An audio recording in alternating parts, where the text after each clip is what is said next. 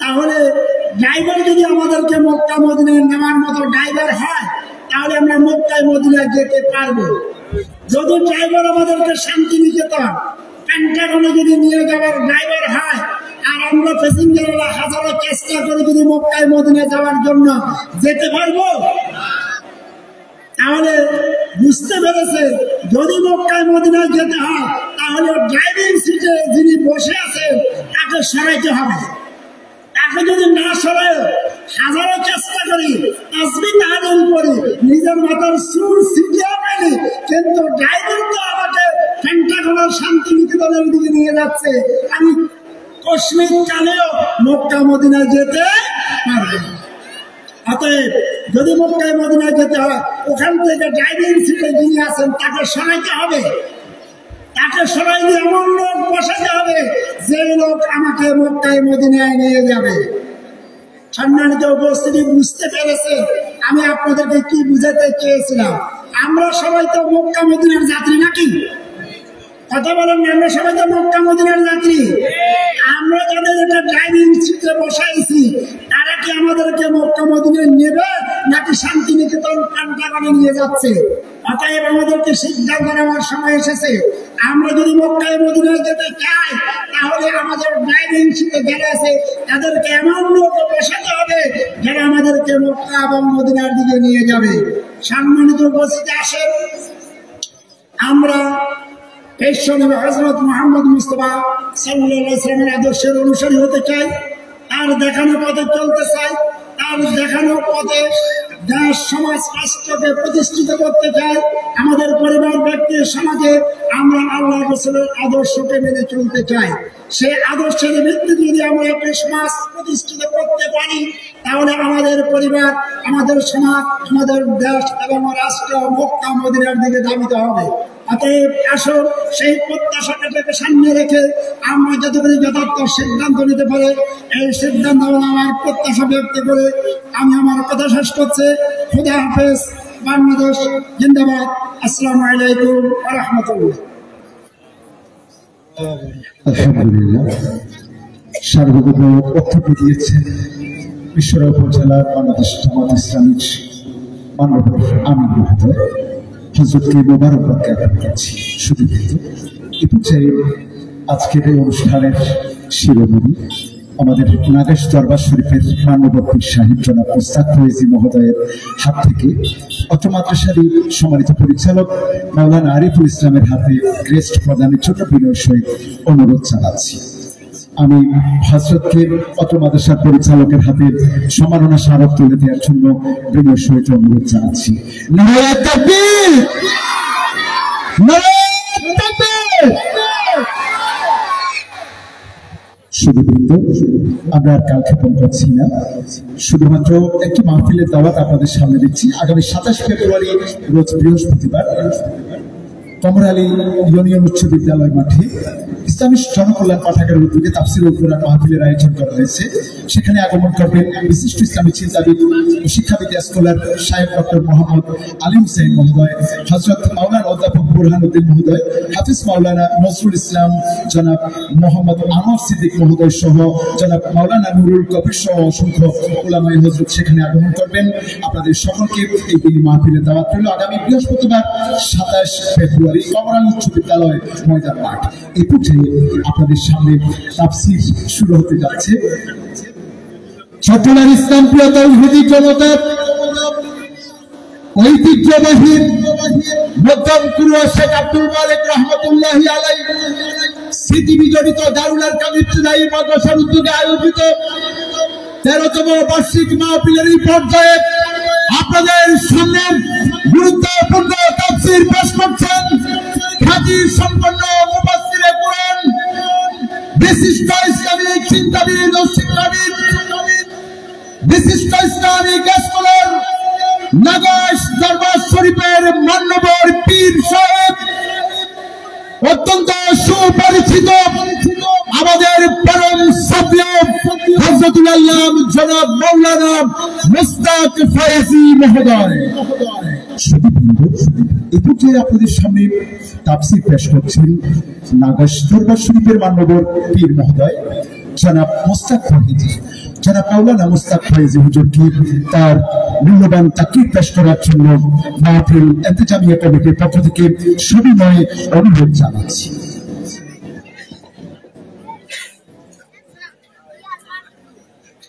السلام عليكم ورحمة الله وبركاته.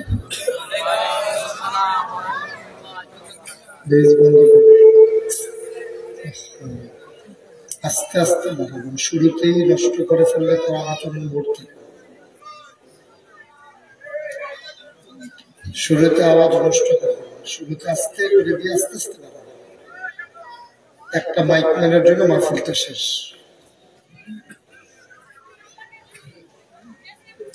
একবারে কম থেকে শুরু করো, কমান অনেক নিচে নেন। আমি বলবো আস্তে আস্তে বাড়ানো, বেজ দেবেন, আমার কানে যেন আওয়াজ বেড়ে স্মুথ করে দেবেন। আসসালামু আলাইকুম ওয়া রাহমাতুল্লাহি ওয়া বারাকাতুহু।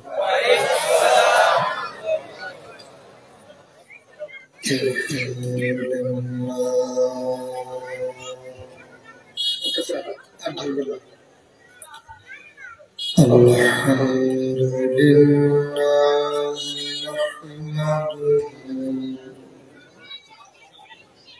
ওয়া নাস্তাঈনুহু ওয়া নাস্তাগফিরুহু ওয়া নাউযু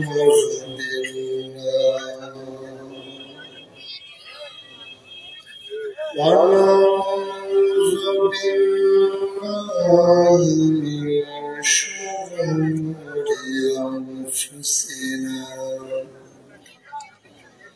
ومن سيئات أعمالنا، من يهد الله فلا مضل له ومن يضلل فلا هادي له، ونشهد أن لا إله إلا الله وحده لا شريك له، ونشهد أن سيدنا وحبيبنا ومولانا محمدا عبده ورسوله الذي أرسله بالحق بشيرا ونذيرا وداعيا إلى الله بإذنه وسراجا منيرا. قال الله تعالى في القرآن المجيد وفي فرقانه الحميد.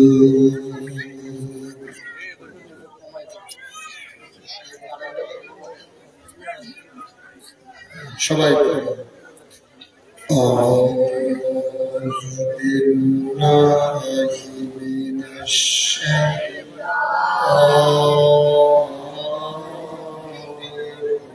الرجيم. بسم الله الرحمن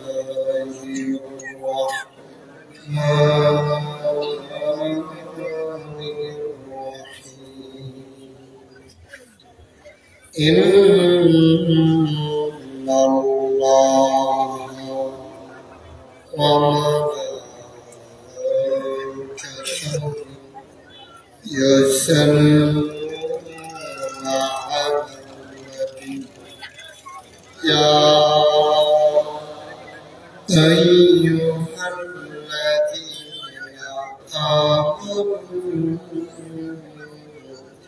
صلوا عليه وسلموا تسليما اللهم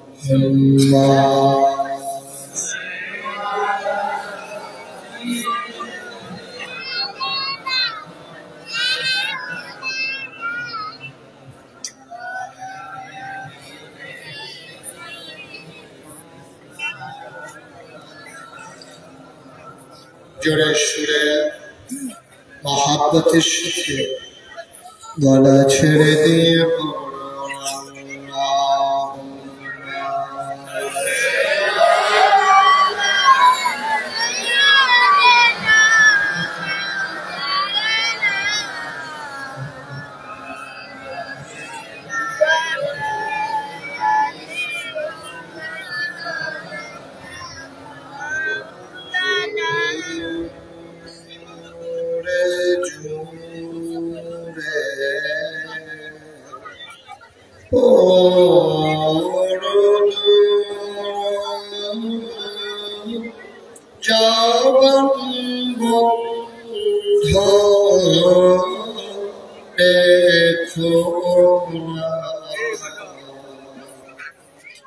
জোরে জোরে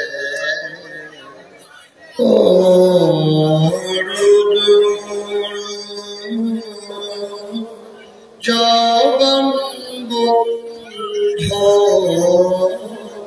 রেখো এই দুরুদ নাক আমলি এই দুরুদ নাক আমলি জন্নত ঠিকানা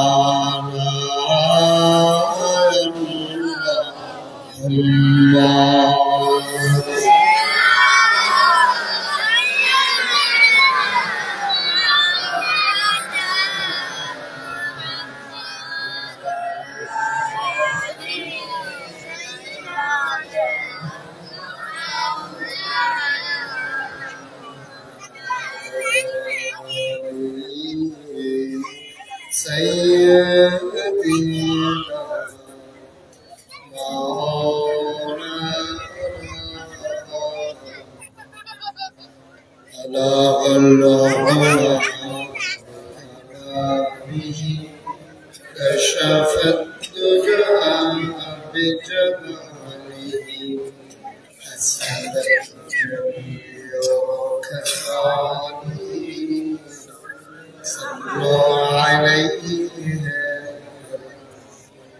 قدرت کی تماشا مدینہ کی گلی میں جنت کی نمونہ مدینہ کی گلی میں بلاغل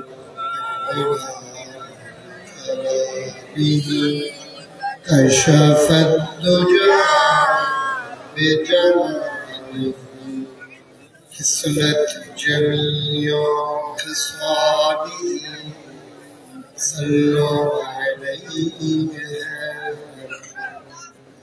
لا إله إلا الله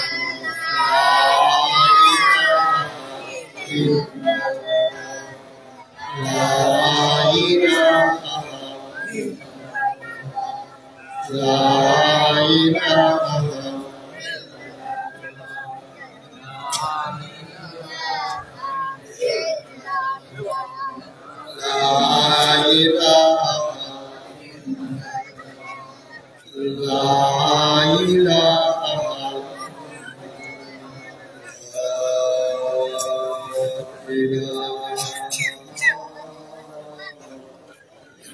إلا الله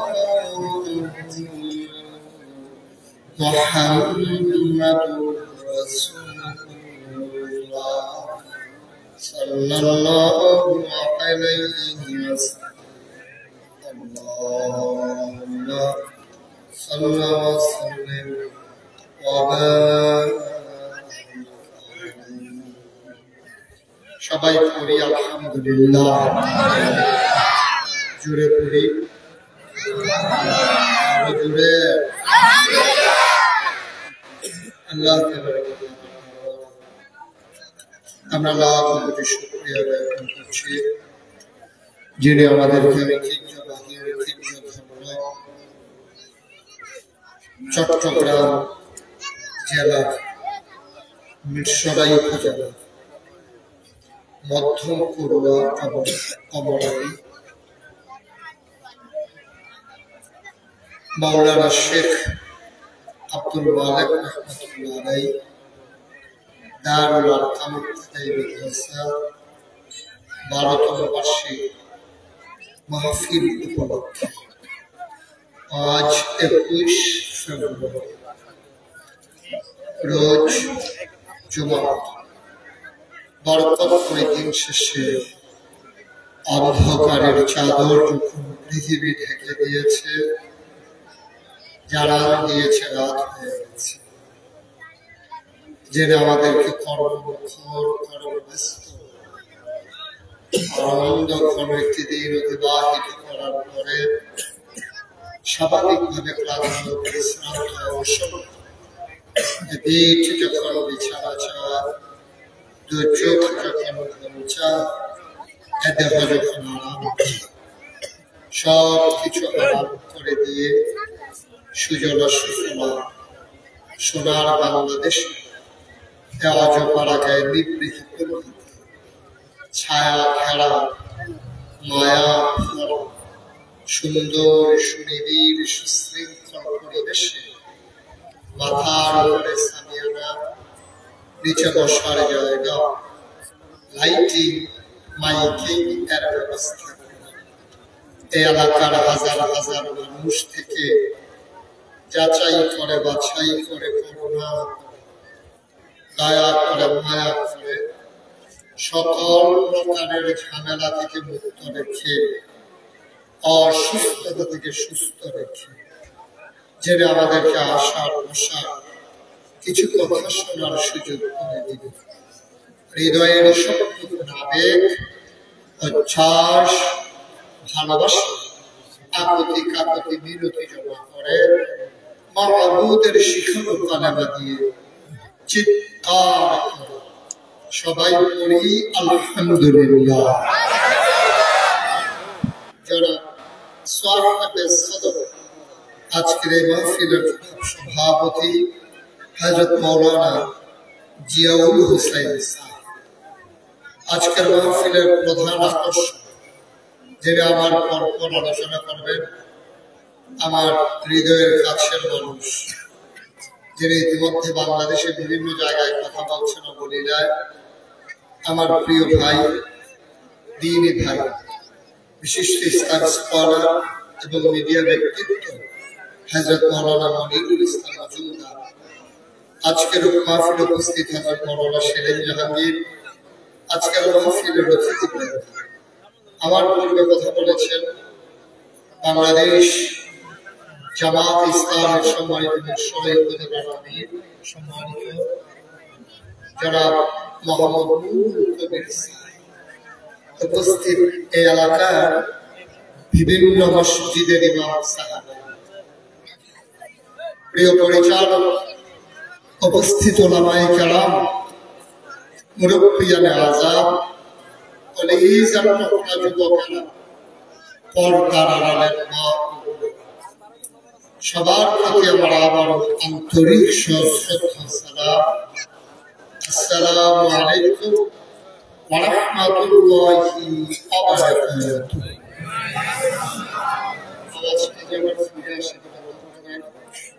আওয়াজটা যে আমার কাছে আবার ফিরে আসে, যেন না আসে ব্যবস্থা আছে। কথা বলছেন, আপনি যে মাইক আমার দিকে দিয়ে গেছেন, আওয়াজটা যে প্রতিধ্বনি হয় আমার আওয়াজ আমি শুনতেছি, তাই আমার বাইক দিয়ে লাগলো। এটা তো আগেই খেয়াল করা দরকার ছিল, আওয়াজটা বন্ধ করে ভালো মাইক অনেক সুন্দর, কিন্তু এটা তো তাকে শেষ করে দিচ্ছে। যে আওয়াজটা আমার কাছে আসে এটা ফিরান, কি বুদ্ধি হইল বুঝলাম।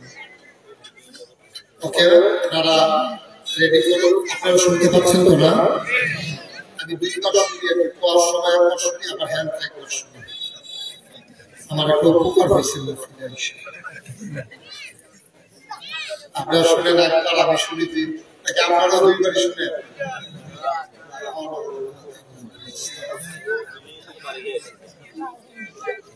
যে সবাই পড়েন আলহামদুলিল্লাহ। বীরেশ্বরের মানুষের হচ্ছে বেশি আওয়াজ নেই, আওয়াজ এই কর্মী বাহিনীকে পড়েন সুবহানাল্লাহ। আপনি কি করতেছেন? দায়িত্ব বসে দায়িত্ব করেন। বাচ্চারা কথা বলবো না, আপনি একটু খেয়াল রাখছেন। বাচ্চারা কথা বলতেছে, ছোট মানুষ তো ওরা বুঝে না, ঠিক আছে? তো বাচ্চাদেরকে থামাই দিই, ওরা যেন কথা না বলে, এটা একটু খেয়াল রাখেন। যারা বয়স্করা যারা আছেন তারা একটু খেয়াল করবেন। মঞ্চে কেউ কথা বললেন না, এখানে কথা বললেন বুঝে নাই নতুন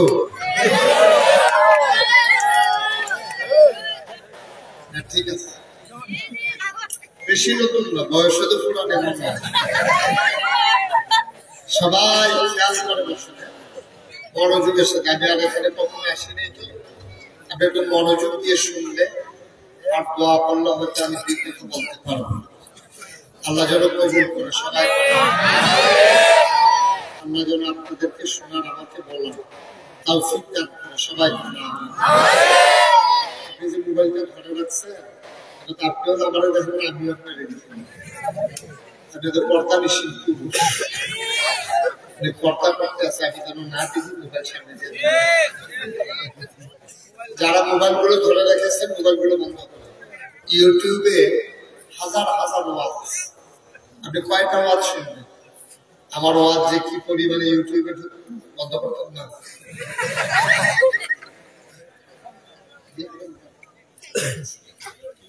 ইউটিউবে অনেক ওয়াজ আছে, এই জন্য মোবাইল ধরে রাখা যায়। যেহেতু আসছি, আগে তো সবসময় ইউটিউবে দেখছেন না, এখনো যদি ইউটিউবের ভিতরে চাইছেন তো আমি আর বাড়ি শুনি, আমি তো ভিতরে থাকতাম। যেহেতু আমার বাইরে আসছেন, আপনার বুঝেন নাই কথা। আপনি সবার মোবাইল গুলো পকেটে ঢুকতে, যাদের সামনে ফাঁকা জায়গা আছে একটু আগে লোকজন চলে আসছে, তো প্যান্ডেলটা আপনারা আপনাদের বুঝ মতো করছেন, কিন্তু লোকজন আশা করি জায়গা হবে না। লোকজন আসতেছেন, আরো আসুন, আপনারা দেখাই দেবেন যে আর এরকম শুধু প্যান্ডেল করবে কিনা। ওনাদেরকে একটা শিক্ষা দেওয়ার দরকার আছে। ওনাদেরকে শিক্ষা দেওয়ার জন্য যারা এখনো রাস্তাঘাটে আছেন, দোকানপাটে আছেন, সবাই চলে আসে। আমি যখন যেটা বলতে বলি, আস্তে বলবেন না জোরে, কথা কি বুঝা যায়? আমি যখন যেটা বলতে বলি, আস্তে বলবেন না জোরে বলবেন। 2-1 বলবেন না, সবাই বলবেন। 2-1 বলবেন না, বারবার বলবেন। প্র্যাকটিস করলে সবাই করেন সুবহানাল্লাহ, আলহামদুলিল্লাহ, আল্লাহু আকবার। শুকরিয়া আদায় করলাম কার? পরে যাব কার? কম না বেশি? প্রমাণ আছে নাকি নাই?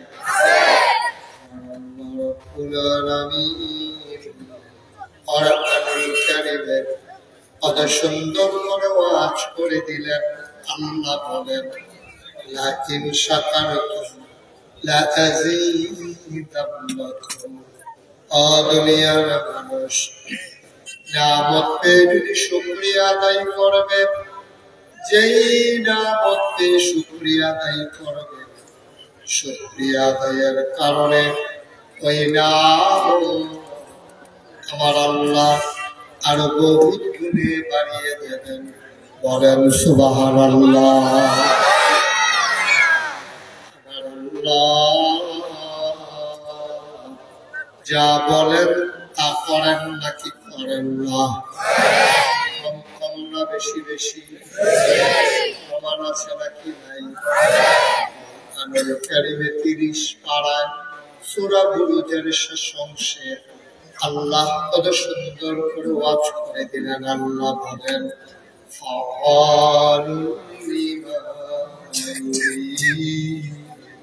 আমার আল্লাহ আমার আল্লাহ তার যা মন চায় ওই কাজটাকে আমার আল্লাহ বেশি বেশি করে দেন।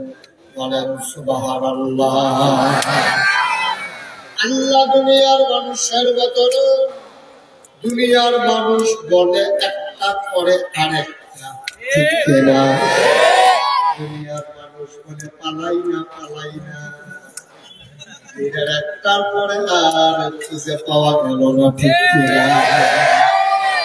দুনিয়ার মানুষ বলে খেলা হবে খেলা হবে, সেই সময় খেলা শুরু করে দিল, ছেলেরা নেমে গেল, খেলোয়াড় আর খুঁজে পাওয়া গেল না, ঠিক কিনা? দুনিয়ার মানুষ বলে একটা করে আরেকটা, ঠিক কিনা? যা বলে তা করে না, যা করে তা বলে না।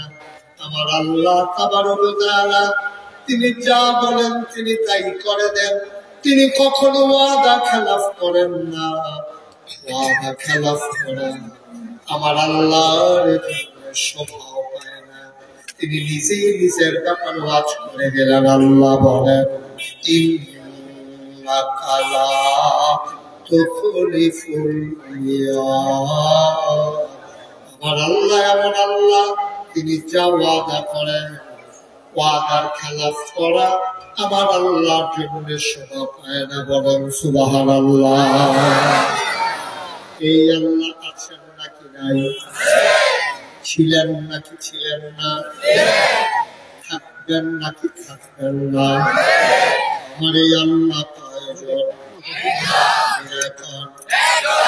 আর জোরে সুরে সবাই মিলে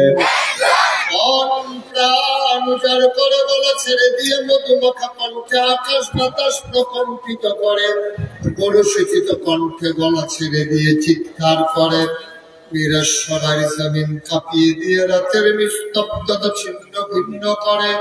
চলো সবাই মিলে আল্লাহর একটা ডাক দেয়, আল্লাহ। খুঁজে খুঁজে দেখলাম সব কিছুর মতো পাইলাম, তুমি আল্লাহর মতো পাইলাম। এই আল্লাহ আছেন নাকি নাই? লাম ইয়ালিদ ওয়া লাম ইউলাদ ওয়া লাম ইয়াকুল লাহু কুফুয়ান আহাদ। তিনি কারো থেকে জন্ম নেন নাই, তিনি কাউকে জন্ম দেন নাই। বন্ধু, দুনিয়ায় পীরের মতো পীর হয়, নেতার মতো নেতা হয়, মন্ত্রীর মতো মন্ত্রী হয়, এমপির মতো এমপি হয়। আমার আল্লাহর কি মতো হয়? আমার আল্লাহর কি মনে হয়? আমার আল্লাহর কি ডুপ্লিকেট হয়? আমার আল্লাহর কি মডেল হয়? আমার এই আল্লাহ কয়জন? এখন আর জুড়ে সুরে সবাই মিলে রোজার পরে গলা ছেড়ে দিয়ে মধুমাখা কণ্ঠে আকাশ বাতাস প্রকম্পিত করে। চলো সবাই মিলে নতুন করে আবার বানিয়ে দিই লা ইলাহা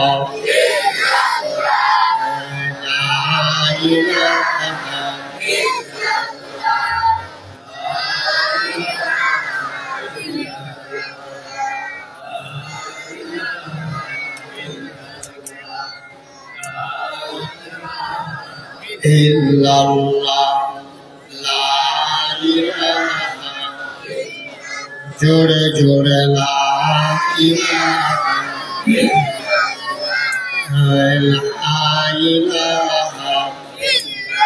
আরো জোরে লা ইলাহা, মধুর সুরে লা ইলাহা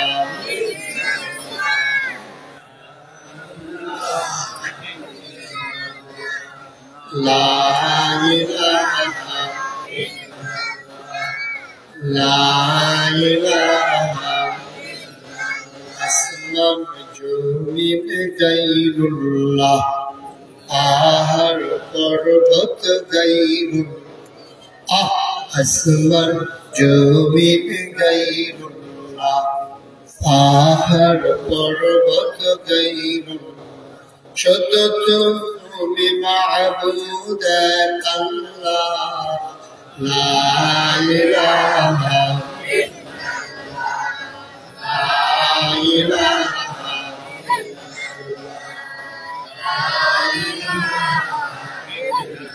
জোরে জোরে লা ইলাহা, জোরে জোরে লা ইলাহা, মধুর সুরে লা ইলাহা,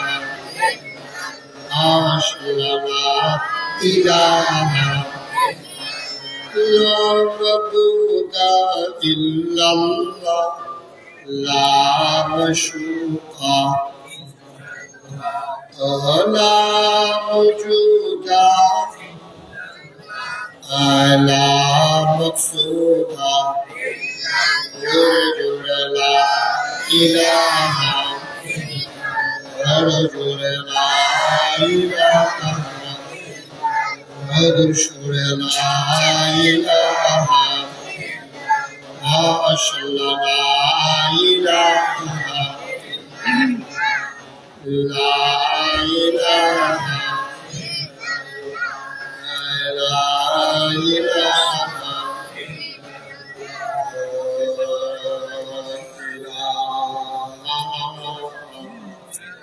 إلا الله،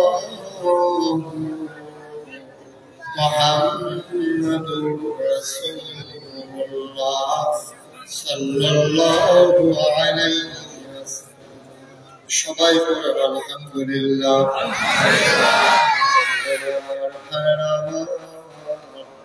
আমার আল্লাহ রাব্বুল আলামিন দুনিয়ার ভিতরে মানুষ করে বানানোর পরে আমাদেরকে এমনি এমনি ছেড়ে দেন নাই।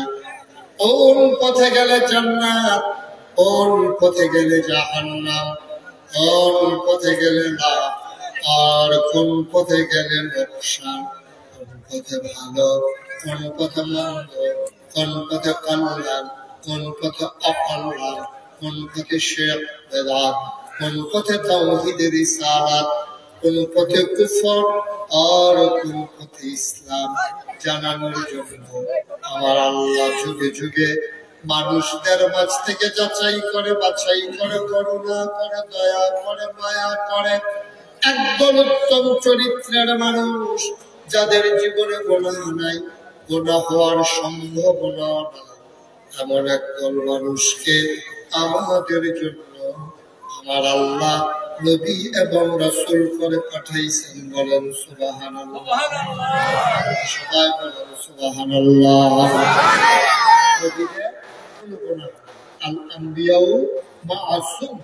সমস্ত নবীগণ নিষ্পাপ, এটা আমরা যারা আহলুস সুন্নাত ওয়াল জামাত, এটা আমাদের আকীদা, ঠিক কিনা বলেন? নবীদের গুনাহ আছে? সবাই মিলে কথা বলেন, এদিক সেদিক তাকাই, কে কি করলো, কে আসলো, কে গেল, এদিকে আমাদের দরকার নেই। আমারটা আমার খাবার, একটা লোক এদিক সেদিক তাকাবেন না। এই ভাইজানের চেয়ারটা একটু ঘুরাই দিন, মানে আমার দিকে ঘুরাই দিন, উনি ওই সামনে দিকে সুবিধা হয়েছে না? আর পিছনে দেন, ওনারা যেন সাতটা মানুষ তো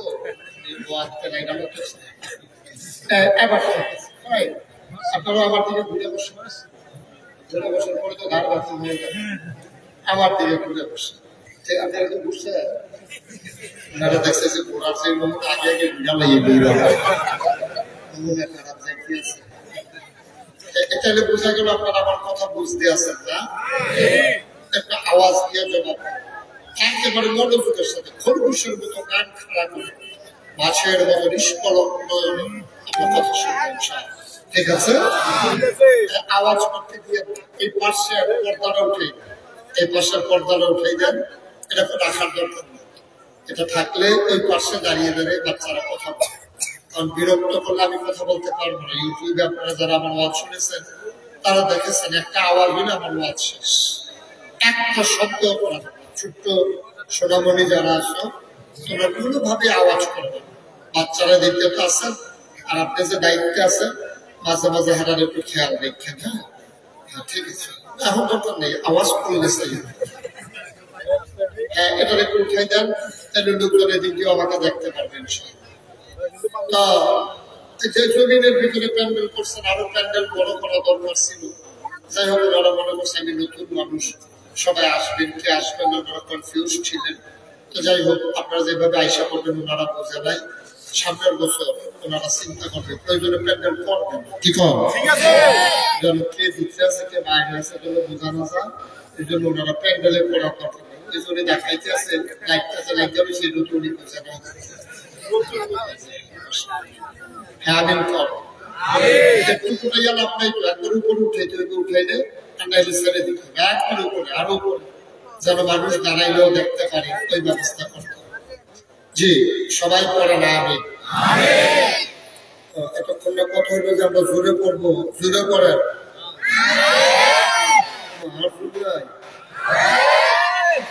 এই অবস্থা। তো যে কথাটুকু বলছিলাম নবী এবং রাসূল পাঠাইছিলেন আমরা যেন আটকে না যাই, বিপদে পড়ে। আল্লাহ অনেকগুলো জিনিস দিচ্ছে বান্দাদেরকে শুধু জান্নাতে পৌঁছে দেওয়ার জন্য। যেমন আমাদের যা আছে গরু ছাগলের প্রাণ, আবার গরু ছাগলের যা আছে আমাদের সব আছে। গরুর যেমন দুইটা পা আছে, দুইটা হাত আছে।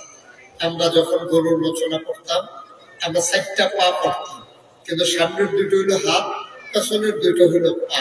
তাইলে গরুর 2টা হাত আছে, 2টা পা আছে, 2টা চোখ আছে, একটা মাথা আছে, তারপরে একটা মুখ আছে, এই কান আছে, আমাদেরও তো তা আছে।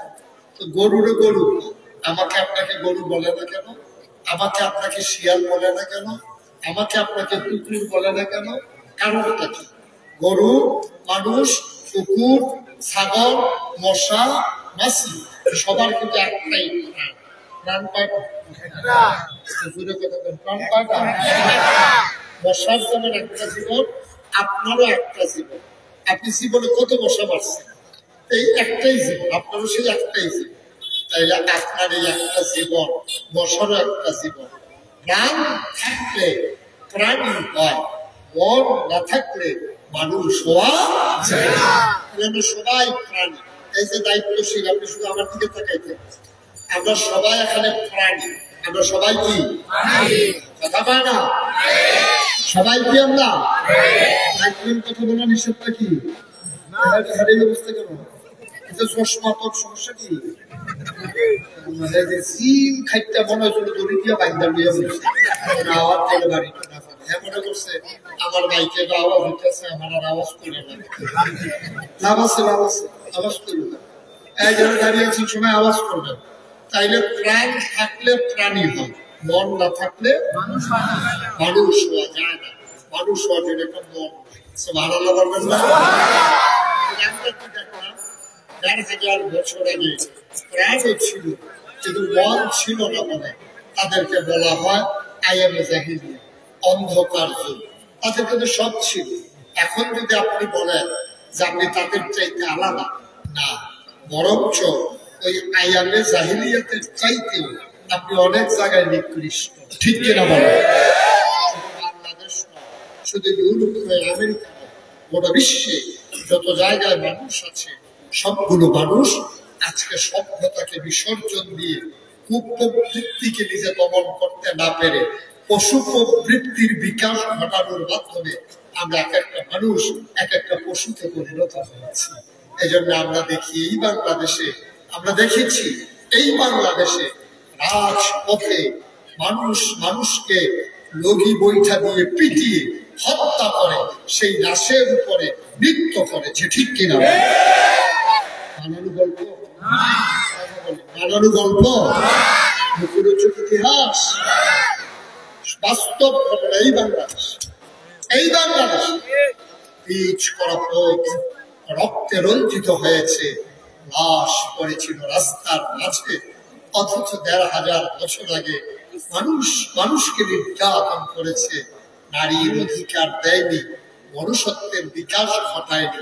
কিন্তু মানুষ মানুষকে এভাবে পিটিয়ে হত্যা করে মৃত্যু করেছে, এমন ইতিহাস আমরা পাই। ঠিক কিনা বলেন? আমরা এই বাংলাদেশে ওদের চাইতে ভালো নাকি ওদের চাইতে খারাপ? কোনো কোনো ক্ষেত্রে ওদের চাইতেও খারাপ হয়ে গেছে। আর নাইলে আপনি খেয়াল করে দেখেছেন, এই যে আমাদের দেশের পুলিশ, খুব মনোযোগের সাথে খেয়াল করে, এই পুলিশের বেতন হয় আপনার আমার ট্যাক্সের টাকা। আমি যে গাড়ি চালাই আমার ট্যাক্স দেওয়া লাগে, আপনি যে পেঁয়াজ কিনেন এটার ভ্যাট দেওয়া লাগে, রিক্সাওয়ালা যে একটা বন খায় এই বনের জন্য কয়টা পয়সা সরকারের ঘরে জমা হয়। আপনি কারেন্ট ব্যবহার করেন এটার জন্য বিল দেন, আপনি গ্যাস ব্যবহার করেন এটার জন্য টাকা দেন। এই যে কারেন্ট বিল, গ্যাস বিল, তারপর আপনার বন, আমার গাড়ি চালানো, সব কিছু এই যে যা কিছু আছে সবকিছুর মাঝে একটা পার্সেন্টেজ সরকারের উপরে পৌঁছে যায়। এই ট্যাক্স ভ্যাটের টাকা দিয়া আমার পুলিশ বাহিনীর বেতন হয়। এই টাকা দিয়া তাদের জন্য আমরা আইন শৃঙ্খলা রক্ষা করার জন্য তাদের জন্য আমরা বন্দুক কিনেছি, সরকার বন্দুক কিনেছে। এই বন্দুকের বুলেট কিনা হয়েছে আপনার আমার টাকা দিয়ে। অথচ আফসোস হলো আমার টাকায় যাদের বেতন হয়, আমার টাকায় যেই বন্দুক কেনা হয়, আমার টাকায় যেই বন্দুকের গুল্লি কিনা হয়, শত্রু দমনের জন্য, শিষ্টের পালন আর দুষ্টের দমনের জন্য, আমরা খেয়াল করে দেখলাম এই বাংলাদেশে আমার সুন্দর কুবল সন্তানদের বুকের ভিতরে আমার টাকার বেতন খাওয়া পুলিশ, আমার টাকায় কেনা বন্দুক দিয়া, আমার টাকার বুলেট দিয়া আমার যুবকের বুক ঝাঁঝরা করা হয়েছে। আপনার আমাদের টাকা দিয়া আমার সন্তানের বুক ঝাঁঝরা করা হয়। আজব মানুষ। এজন্য কবি আফসোস করে বলেছিলেন, ধরা যাবে না, ছোঁয়া যাবে না, বলা যাবে না কথা, রক্ত দিয়ে কিনে নিলাম আজব। ঠিক কিনা? সময় এমন গেছে, ইচ্ছে করলে আজকে আমাদের আমির সাহেব যে কথাগুলো বলতে পেরেছেন, কথা বলবেন তো দূরের কথা, ওটা তো আসতেই দেয়। খাটের তলে লুকাইয়া থাকতে ওই আছে শ্বশুর বাড়ি না নিজের বাড়ি না খালার বাড়ি না বিয়ার বাড়ি, কোন রাস্তা ঘাটে যেখানেই দেখেছে গুম, হত্যা, নির্যাতন, একটা ট্যাগ লাগাই দিয়া, জামাত করে শিবির করে ট্যাগ লাগাই দিয়া এই কি নির্যাতন, কি নির্মমতা প্রকাশ করা হয়েছে। ঠিক কিনা? নির্যাতন বাংলাদেশের মানুষ দেখেছে 17টা বছর নির্যাতন করে করে কোরআনের ভয় এই আল্লাহর জমিনে আল্লাহর দিন যারা কায়েম করতে চায় তাদেরকে লুণ্ঠনে, তাদেরকে আপনার অ্যারেস্ট করে, তাদেরকে মিথ্যা ট্রাইব্যুনাল সাজাইয়া জুডিশিয়াল কিলিং এর মাধ্যমে আমার দেশের নেতাদেরকে, কোরআনের পাখিগুলোকে হত্যা করা হলো।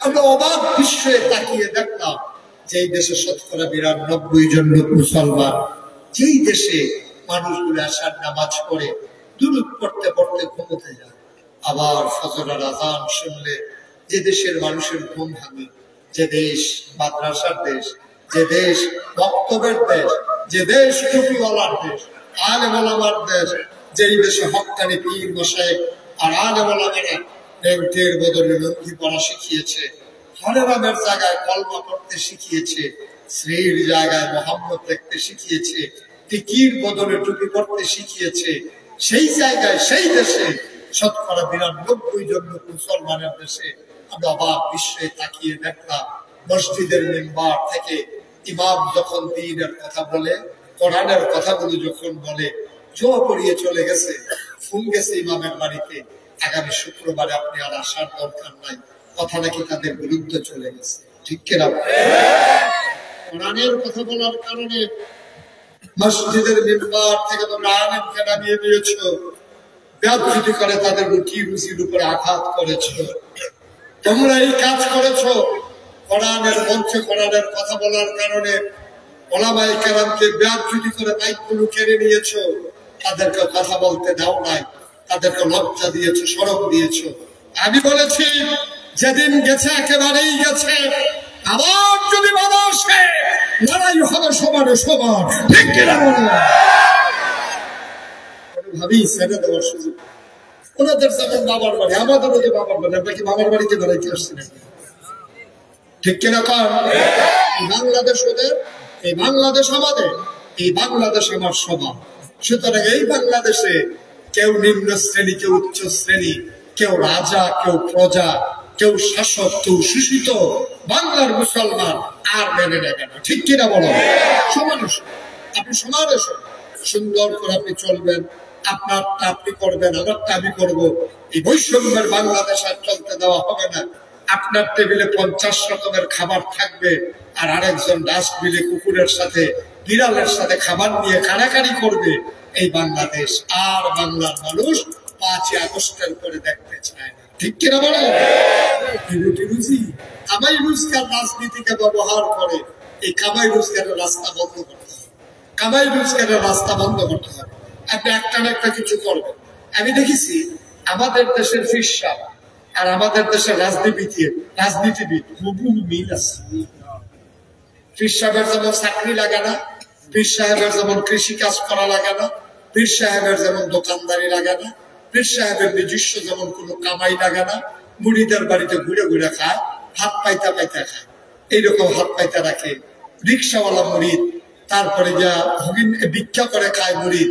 এটা পিসাব বেঁধে পিসাব খাই মুড়িদের বেদ কয়দিন, ওই মুড়িদের বাড়িতে কতদিন। এইভাবে যেমন পিসাব চলে যায়।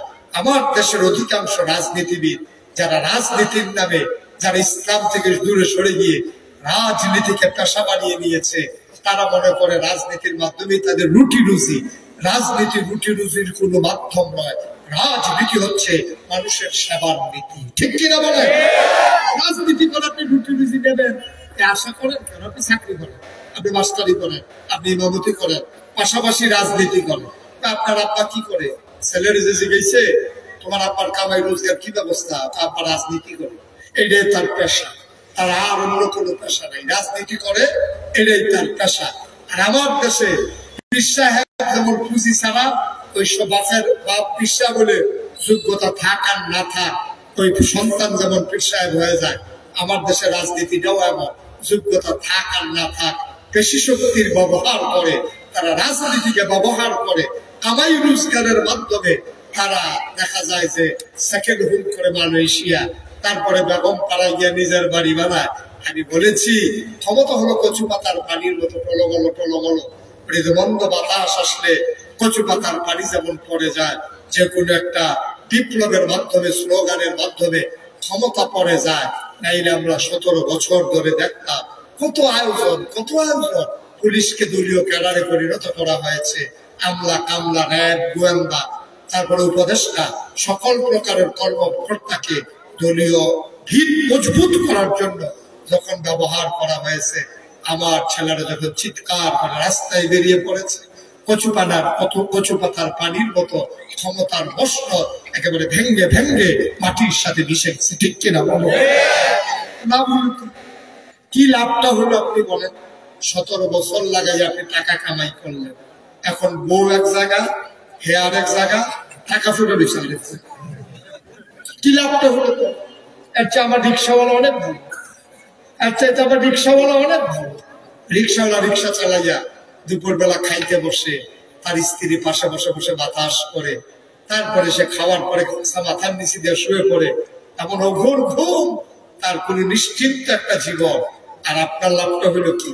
যায় কামাই জমাইছিলেন, এখন টাকা পয়সা রয়েছে এক জায়গা, আপনি এক জায়গা, বউ আর এক জায়গা, বাচ্চা কাচ্চার তো খবরে নেই, এটি কোন জায়গায় আছে, এটি কোন স্টেশন নেই। সুতরাং এই ক্ষমতার কোনো দরকার নাই। বাংলাদেশের মানুষ এই রাজনীতি, এই সমাজনীতি, এই ধরনের সমাজ ব্যবস্থা, এই ধরনের বাংলাদেশ বাংলাদেশের মানুষ আর চায়। ঠিক কিনা বলেন? আল্লাহ তো চান, আল্লাহ চান মানুষগুলো মানুষের মতো হবে, অন্তরে আল্লাহর ভয় নিয়ে তার সুন্দর জিন্দেগি সাজাবে। যেদিন মরে যাবে, যেদিন মিরেশ্বরাইয়ের মসজিদ থেকে ঘোষণা আসবে মানুষটা নাই, সবাই মিলে দৌড়ে দৌড়ে দেখতে আসবে, দাফন করিয়ে দাফন করে দেবে মাটির কবরে। এমন একটা জিন্দেগি তো দরকার, সেজন্য কবরে গিয়ে দেখে মাটির কবর, মাটি নাই, মাটির কবর জান্নাতের টুকরা হয়ে গেছে। এমন একটা জিন্দেগি আমরা চাই নাকি চাই না? কথা বলে চাই নাকি চাই না? আর এরকম জিন্দেগি তৈরি করার জন্য আল্লাহ মানুষ বানিয়েছে। মানুষ বানানোর আগে আল্লাহ ঘোষণা দিয়েছেন, যেদিন এই সমাজে আমরা ছিলাম, এই দেশে আমরা ছিলাম, এই পৃথিবীতে আমরা ছিলাম, ছিল জিন আর ফেরেশতা। জিনেরা মারামারি কাটাকাটি ঝগড়া বিবাদ করলো, আল্লাহ রাগ করলেন, ফেরেশতা পাঠাইয়া জিনদেরকে পিটাইয়া আল্লাহর জমিন আল্লাহ খালি করে দিলেন। আল্লাহর জমিন আল্লাহ খালি রাখবেন না। ইমার্জেন্সি অ্যাসেম্বলি কল করলেন, সংসদের জরুরি অধিবেশন। ফেরেশতারা জানতে চাইলেন, মাওলা ও রব্বে কারীম, আজকে কেন আমাদেরকে ডেকেছেন? আলোচনা হয়েছে লক্ষ কোটি বছর আগে, আমরা যেন জানতে পারি। এই জন্য ১,৫০০ বছর আগে কোরআনুল কারীমে জিবরাইলের মাধ্যমে নবী মুহাম্মদ রাসূলুল্লাহ ওনার কাছে পাঠিয়ে দিয়ে কোরআনে কোট করে দিয়েছেন। আলোচনাটা কি হয়েছিল আমরা অনেকেই জানি, অনেকেই পারি। চলেন সবাই মিলে পড়ি। আউযু বিল্লাহি মিনাশ শাইতানির রাজীম। বিসমিল্লাহির রাহমানির রাহিম। ইন্নী জাইলুন ফিল আরদি খলিফা। গভীর মনোযোগ। আল্লাহ ডেকে বললেন, ও ফেরেশতারা, আমি একটা কওম, আমি একটা সম্প্রদায়, আমি একদল মানুষ বানাতে চাই যাদের পরিচয় হলো তারা আমার খলিফা। ফেরেশতারা বলল, বানাবেন না। এর আগে জিন বানিয়েছেন, ওরা মারামারি করলো, কাটাকাটি করলো, ঝগড়া বিবাদ করলো। মানুষ বানাবেন, এমনই করবে, দরকার নাই মানুষ বানানোর। আল্লাহ তাদের যুক্তি মানলেন না, শুনলেন না। আল্লাহ যুক্তিপূর্ণ জবাব দিয়ে দিলেন, ইন্নী আ'লামু মা লা তা'লামুন। আমি যা জানি তোমরা তা জানো না। বলেন সুবহানাল্লাহ। ও মুসলমান, মধ্যম পড়ুয়ার মুসলমান, বীরেশ্বরের মুসলমান, মুশতাক ফৈজি কোনদিন তোমাদের কাছে আসে নাই, আর কোনদিন আসবো কিনা জানি না। কান পেতে শুনো, গভীর মনোযোগ দিয়ে শুনো। মানুষ বানানো হয়ে গেল, আমার আল্লাহ মানুষকে এমনি ছেড়ে দেন নাই। ওই যে বলছিলাম, কোন পথে গেলে জান্নাত, কোন পথে গেলে জাহান্নাম, কোন পথে গেলে লাভ আর কোন পথে গেলে লোকসান, কোন পথে ভালো, কোন পথে মন্দ, কোন পথে কল্যাণ, কোন পথে অকল্যাণ, কোন পথে শিরক বিদআত, কোন পথে তাওহীদ রিসালাত, কোন পথে কুফর আর কোন পথে ইসলাম জানানোর জন্য আমার আল্লাহ যুগে যুগে নবী এবং রাসূল পাঠাইছেন। বলেন সুবহানাল্লাহ। এই যে ছেলেটা বাড়ি গেল, আপনারা কেউ কিছু কইলেন না। যাই হোক, আরেকটা ঢুকছে না, এটা সমান সমান হয়েছে, কিন্তু ওইটা বড় কথা না। হাতে ডুবাইগুলো কি লেগে আপনার কেউ শিখেবেন না, কিরে কই যাস, এটা এলে বুঝে নাই আর কি। আপনারা সব বুঝের মানুষ, আপনারা থাকতে বাড়ি লোকের নেই। আমার মনে হচ্ছে মনে করছে একটু বুঝি বুঝছে না, এই হুজুরের মাফিল থেকে উঠন যায় না, তার ধারণা নেই। তুমি যেখানে থাকো ভিতরে আসো। এই যে একটু আগে যে বাড়িছ, ডান পাশ দিয়া তাড়াতাড়ি ভিতরে আসো। আসতে আছে, ডাক্তার তারে ডাক্তার আসো। সবাই এইটাই শুনছে। অনেক ভদ্র ছিল, সোজা মাশাআল্লাহ, খুব ভালো। বাড়িছে যেমনি খেলাইছে এমনি, মাশাআল্লাহ। উঠা উঠি না, এখন থেকে যে উঠবে তার কোনো বিচার হবে না, কিন্তু যাদের কাছ থেকে উঠবে তাদের বিচার।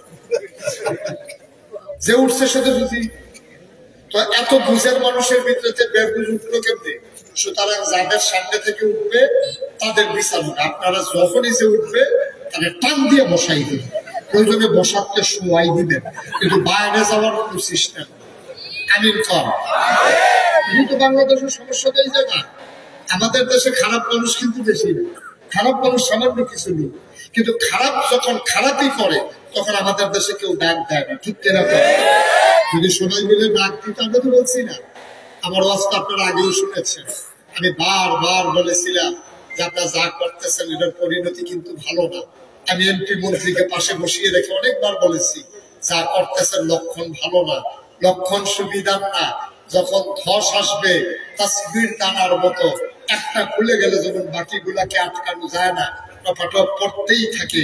বিপদ যখন আসবে তখন টের পাইবেন কি জিনিস। কতবার বুঝিয়ে বুঝিয়ে বলেছি, কথা শুনে নাই। যদি কথা শুনতো আজকে এই অবস্থা হইতো না।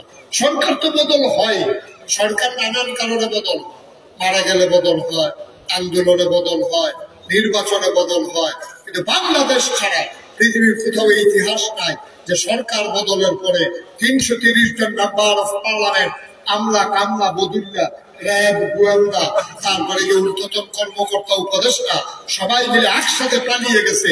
বাংলাদেশ ছাড়া কোথাও এই ঘটনা হয় নাই। ঠিক আছে, আমরা তো এই কথা চাই নাই, আমরা তো কাউকে বলি নাই পালাই যাওয়ার জন্য। আমি তো পত্রিকায় দেখেছি, আমি তো টেলিভিশনের খবর শুনেছি, আমি তো অনেক মানুষের সাথে কথা বলেছি। রাজনৈতিক নেতৃবৃন্দ বারবার বলেছিল দফা এক দাবি এক, পদত্যাগ পদত্যাগ। আল্লাহ আরে না, তোমাদের চিন্তা একরকম, আমার চিন্তা আরেক রকম। আল্লাহ যে ভিতরে ভিতরে কি হিসাব মিলিয়ে রাখছে বুঝি নাই। ৫ই আগস্টের পরে এটা দেখে আল্লাহ কয় দফা এক দাবি এক, দেশ ত্যাগ দেশ ত্যাগ। ঠিক কিনা? আমরা কত কথা হবে আল্লাহ ভুলে না বুঝতে। আল্লাহর হিসাব কঠিন হিসাব, কঠিন হিসাব, আপনার কঠিন হিসাব। রঙের ঘোড়া দৌড়াইতে আছে, আপনি কি মনে করছেন এইভাবে দিন যাবে? এভাবে দিন যায় না, এভাবে দিন যায় না, যেতে পারে না। হিসাব মিলে না, হিসাব মিলল না, ওই আল্লাহর ফয়সালা নিতে কারবার হলো, এভাবেই পতন হয়। এজন্য বারবার হিসাব মিলাতে হয়, বারবার ইহতিসাব করতে হয়। আসার পরে ঘুমোতে যাওয়ার আগে হিসাব মিলিয়ে নেওয়ার আগে সারাদিনে আমি কয়টা ভালো কাজ করলাম, কয়টা মন্দ কাজ করলাম। আপনি ধুলাবালিকে কিছুই মনে করেন না, কিন্তু আপনি কি খেয়াল করে দেখেছেন? আপনি রাস্তা দিয়ে হাঁটতেছেন, হঠাৎ করে বাতাসে একটু ধুলার কণা এসে চোখে পড়লো, আপনি তো চোখ বন্ধ করে দাঁড়াই যাওয়া লাগে। তাইলে বুঝে গেল ধুলার একটা পাওয়ার আছে, আপনাকে থামিয়ে দিতে পারে, আপনার হাঁটা বন্ধ করে দিতে পারে, আপনার দৃষ্টিশক্তি একটা সেকেন্ডের জন্য হলেও কেড়ে নিতে পারে। ধুলার যদি পাওয়ার থাকে, এই দেশের প্রতিটি মানুষের পাওয়ার আছে। শুধু যে জীবিত মানুষের পাওয়ার আছে তা না, মৃত্যুর পরে অনেক মানুষের পাওয়ার আরো বেশি। যেদিন আবু সাইদ কান টান করে সিনাপুকে কেটে দিল, আর যখন বন্দুকের গুলি গুলি পড়লো, পোস্টমর্টমে দেখা গেল একটা গুলিও তার পিঠে লাগে নাই, সবগুলো তার বুকে লেগেছে। আবু সাইদকে রক্ত দেওয়ার পরে, জীবন দেওয়ার পরে গোটা বাংলাদেশের 18 কোটি মানুষ জীবন দেওয়ার জন্য প্রস্তুত হয়ে গেছে। ঠিক তারা মরতে শিখে যায়, তাদেরকে মৃত্যুর ভয় দেখা গেল, মরা বাজারে মরার ভয় দেখা গেল। কি আপনি মনে করেন নিয়ত করছেন আমি মরে যাব, তো তারা তো ফিটাইলেও কোনো সমস্যা নাই, গুলি করলেও কোনো সমস্যা নাই, কারণ তে তো মরার জন্য প্রস্তুত। মৃত যারা বেছে নেয় তাদেরকে যেমন ভয় দেখা গেল আপনার। আমি তো এইভাবে উদাহরণ না দেই যে গাঞ্জা খাওয়াই না মানুষকে বিড়ির ডর দেখা গেল, গাঞ্জা খায় তারা কত বিড়ি খাওয়ানো ভাই আই আর যায় টের ফাই। গাঞ্জা খাওয়াই মানুষের বিড়ি ধরে না, যে লোক গাঞ্জা দিয়া গাঞ্জা খা, এই লোকটা কিনছে এখানে আমি অনুষ্ঠানে ওয়াজ করবো বলে বুঝছিলাম। আমিন কর। গাঞ্জা খাওয়া মানুষকে যেমন বিড়ি ধরে না, যারা মরতে শিখে গেছে তাদেরকে মৃত্যুর ভয় দেখাইও লাভ হয় না। ঠিক কিনা? তো আপনি বাঁচতে চাইলে বাঁচতে পারবেন, আপনি মরার জন্য নিয়ত করেন, কেউ আপনাকে মারতে পারবে, সূত্র আছে। বাঁচতে চাইলে বাঁচতে পারবেন না, এক একজন এক এক দিকে দৌড় দিয়ে গিয়ে পড়ে গেছে। আর সবাই মিলে যখন মরতে যাবে, যে মারতে এসেছে সে পালিয়ে যাওয়া ছাড়া কোনো উপায় নেই। এটাই পৃথিবীর। ঠিক কিনা? কারণ কথাটা ঠিক কিনা? আবার তাইলে কি কথা দাঁড়ালো? আল্লাহ বললেন মানুষ বানাতে চাই, ফেরেশতারা বলল দরকার। এখন আমরা আসল জায়গায় চলে আসছি, তাহলে মানুষ কেন বানাই? ফেরেশতারা তো বলছিল বানাই আমরা, দরকার নাই মানুষ বানানো। আমিও দেখলাম মানুষের কোনো দরকার নেই। এই যে সমুদ্রের ঢেউ উঠে, এখন মানুষের কোনো কাজ নাই। এই যে বিশাল আকাশ, আপনার সামান্য একটা সাবিয়ারা টানাইছেন, দেখেন 3 সারিতে বাঁশ দিছে, ধরনার বাঁশ দিছে, আবার রশির বাদ দিছেন, আবার সাবিয়ানার কাপড় টানাইছেন। তারপরে যদি একটু এলোমেলো বাতাস আসে, সব কিছু যেমন লন্ড ফন্ড হয়ে যাবে, আপনার এই সাবিয়ানা ধরে রাখতে পারবেন না। সামান্য একটা প্যান্ডেল টানাইতে যদি এত আয়োজন করা লাগে, আপনি কি কখনো দেখেছেন? বিশাল এই যে আকাশটা, এত বড় আকাশ আল্লাহ সামিয়ানার মতো টানিয়ে রেখেছে, ওই একটাও তো খুঁটি নাই। সুবহানাল্লাহ বলবেন না? কোন মানুষের সাহায্য তো নাই। আমরা কোথাও তো কেউ ধরে রাখি নাই আকাশটাকে।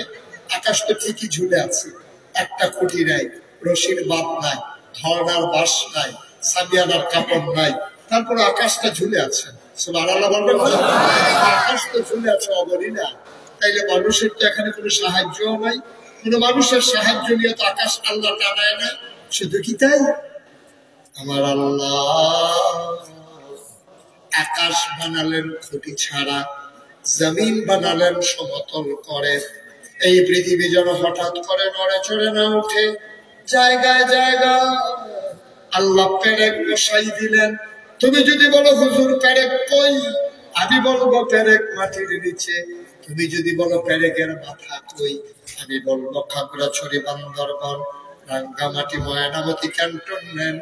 ঘুরে ঘুরে দেখো, ওই যে দেখো পাহাড়ের সারি, আল্লাহর কোরআন কয় এইগুলো পাহাড় না, এইগুলাই পেরেকের মাথা। আর আজকে বলবেন না সুবহানাল্লাহ? এখানে কি সুবহানাল্লাহ বলে কোনো সমস্যা আছে? আমি তো মনে করছি আইন আছে, যে বলে সুবহানাল্লাহ বলবে তার 50 টাকা ধরে নেব, এরকম কোনো আইন টাইন আছে?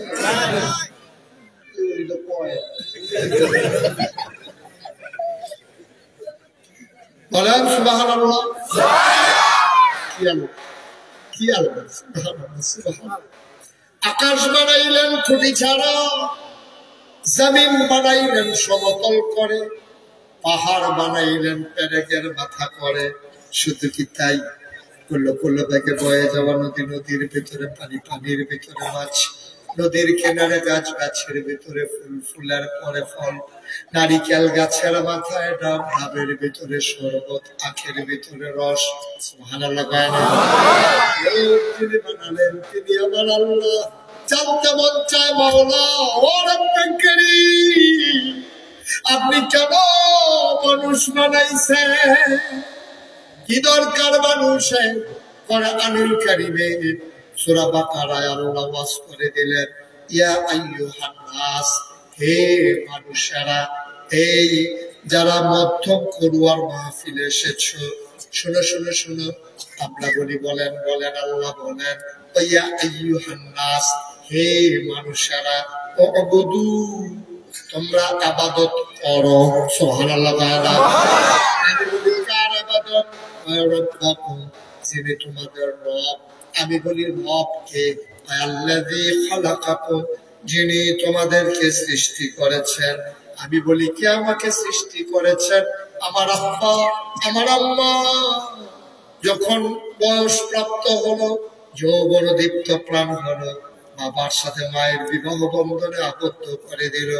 মধুর বাসরে যখন দিয়ে দেওয়া হলো, মেডিকেল সায়েন্স বলে পিতার পিঠ থেকে, মায়ের বুক থেকে 2 ফোঁটা পানি সবেগে নির্গত হয়ে মায়ের ইন্টেন্সিভ এয়ার, মায়ের সুরক্ষিত দুর্গ, মায়ের আইসিইউ, মায়ের রেহেমের ভিতরে 2 ফোঁটা পানি একসাথে হয়ে গেল। বিজ্ঞান বলছে 2 ফোঁটা পানির ভিতরে কোটি কোটি জীবন থাকে। ডিম্বাণু আর শুক্রাণুর যুদ্ধ শুরু হয়ে যায়। পায়ের রেহেমের ভিতরে 2 দলের ভিতরে যুদ্ধ শুরু হয়। কে বেঁচে যায়, কে হেরে যায়? যুদ্ধ করতে করতে করতে করতে করতে করতে একটা মাত্র প্রাণ বেঁচে যায়। ওই প্রাণটাই হইল তোমার প্রাণ, আমার প্রাণ।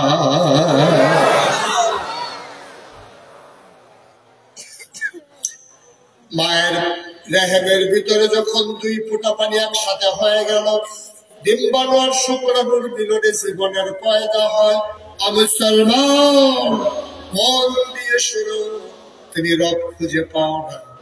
যখন ওই একটা ফোঁটা হলো রক্ত, রক্তের সব জমাট বাঁধা রক্ত হয়ে গেল একটা গোষ্ঠের টুকরা, গোষ্ঠের টুকরা প্রলম্বিত হলো, তিল তিল তিল তিল তিল তিল করে আস্তে আস্তে বড় হলো, আবার নাক হলো, চোখ হলো, মুখ হলো, কান হলো, হাত হলো, পা হলো। বান্দা মায়ের পেটের ভিতরে বড় হয়, বান্দা খাবে কি? সুবহানাল্লাহ। মায়েরও খবর নাই, বাবারও খবর নাই। বাবা আনন্দে মেতে মেলামেশা করে, বাবা চাকরি করে, বিদেশ যায়, গৃহস্থী করে, কৃষি কাজ করে, দোকানদারি করে, মা রান্না বান্না করে, সংসারের গৃহস্থালী কাজ করে। সন্তান পেটের ভিতরে বড় হয়, বাবারও খবর নাই, মায়েরও খবর নাই, সন্তান খাবে কি? আল্লাহ কয় তোমার খবরের দরকারও নাই, তোমাদের আশায় আমি আমার বান্দাকে পেটের ভিতরে রেহেমের ভিতরে দেই নাই। আল্লাহ কয় বান্দা আমার, চিন্তাও আমার। কথা কেন? বান্দা কার? বান্দাও আমার, চিন্তাও আমার। তোমাদের আব্বা আমার চিন্তা করা লাগবে না। কি আল্লাহ, কি আল্লাহ? এই পেটের ভিতরে ছোট্ট একটা থলে, এটার ভিতরে আপনি দিল করে বড় হচ্ছেন। আপনার মা এই পা হাঁটু গেছে, হাত বন্ধ করে আপনি চুপ করে বসে আছেন মায়ের রেহেমের ভিতরে। আপনার খাবার দরকার, এই মুখ দিয়ে খাবার দেবে কেমনে? কেমনে দেবে খাবার? এই খাবার কি হলে ভাই কথা বলতেছেন কেন এখানে? দেখি এই সব মাসুলো তারা কেমনে এলে কথা কয়, একটা শব্দ যেন না হয়, খুব খেয়াল করে শুনে। মাথা নিচু করে, হাত পা জড়ো সরু করে, বান্দা বসে আছে পেটের ভিতরে, খাবে কি? আল্লাহ চিন্তা করলেন এই মুখ দিয়ে তখন খাবার দেওয়া যাবে না, মুখ দিয়ে খাবার দিলে হজমের ব্যাপার আছে, প্রস্রাব পায়খানার ব্যাপার আছে। এই জন্য খাবারের পরে নির্যাস যেটা, এটার নাম হইল রক্ত। আমরা যত খাবার খাই একটাই উদ্দেশ্য, যেন এর থেকে রক্ত তৈরি হয়, শিরায় শিরায় রক্ত প্রবাহিত হয়, মানুষটা চলমান হয়। এজন্য আল্লাহ তাবারক ওয়া তাআলা মুখ দিয়ে কোনো খাবার দিলেন না, মায়ের রেহেমের সাথে, মায়ের নাভির সাথে সন্তানের নাভির কানেকশন লাগাইয়া মাসিকের রক্ত বন্ধ করে সন্তানের পেটের ভিতরে রক্ত ঢুকিয়ে দিলেন। সন্তান তিল তিল তিল তিল করে বড় হয়। রব কারে কয় চিনো না রে ভাই? তুমি বলেছ, মনে করেছো তোমার আব্বা তোমার আম্মা তোমারে দুনিয়াতে আনছে না, তোমার আব্বা তোমার আম্মা তোমারে দুনিয়াতে আনে নাই, তাদের এই ক্ষমতাও নাই, পেটের ভিতরে খাবারের ব্যবস্থা করতে পারে নাই, করেছেন রব। আর রব হচ্ছেন তিনি যিনি পেটের ভিতরে খাবার দিলেন, সন্তানকে তিল তিল করে বড় করলেন। এখানেই শেষ না, সন্তান দুনিয়াতে আসবে, খাবে কি? বাতাসের ভেতরে কালো ধোয়া, পাঙ্গাস মাছের ভেতরে বিষ, দুধের ভিতরে চিংড়ি মাছ। দুধের ভিতরে কি? দুধের ভিতরে কি? আপনারা অবাক হয়ে গেছেন না? হুজুরিরা কি কইল? দুধের ভিতরে চিংড়ি মাছ। ওই যে দুধের ভিতরে যে পানি মিশাইছে, যে ওই পানির লগে যে চিংড়ি মাছ সবটা ঢুকে গেছে, সেই খবর তো আমরা। এখন দুধ যখন জাল দিতে নিচ্ছে, চুলায় যখন বসাইছে, চিংড়ি মাছ লাভ দিয়া বাইরে পড়ছে। এখন মহিলা তো চমকাই উঠছে, কি রে দুধের ভিতরে চিংড়ি মাছ কি লেগে? গিয়া পুরুষ লোকরে কইছে যে আপনি কই থেকে দুধ আনছেন? দুধের ভিতরে চিংড়ি মাছ পাওয়া গেছে। এই লোক গেছে, যার কাছে দুধ কিনছে ওর বাড়িতে, গিয়া বলতেছে, ভাই আপনি কি দুধ বিক্রি করেন? দুধের ভিতরে তো চিংড়ি মাছ পাওয়া গেছে। ওই দুধ যে ফেনা খা, ফেনার লোকে চিংড়ি মাছও ফেনা খাচ্ছে। কচুরি পানা যে খা, ওটার লোকে চিংড়ি মাছও খাইয়া গেছে। এই চিংড়ি মাছ দুধের সাথে বের হয়ে গেছে। আহারে বাটফাট! এই বাংলাদেশ যে কি মজার বাংলাদেশ না, যা মন চায় তাই করা যায়। নাউজুবিল্লাহ বলবেন না? কি খাবে বান্দা? ভেজাল আর ভেজাল। বান্দা খাবে কি? আল্লাহ কয় তোমার চিন্তার দরকার নাই। বান্দা তিল তিল করে পেটের ভিতরে বড় হয়, মেহমান আসবে দুনিয়ায়। আল্লাহ মায়ের বুকের ভিতরে মেহমানদারির ব্যবস্থা করলেন। মেয়ে বিয়ে হয় না, বুকের ভিতরে দুধ আসে না, সন্তান পেটে আসে না, বুকের ভিতরে দুধ আসে না। সন্তান যখন পেটে আসলো, আমার আল্লাহ তার কুদরতের মাধ্যমে তার মেহমান বান্দার জন্য মায়ের বুকের ভিতরে খাবার প্যাকেট করা শুরু করে দিল।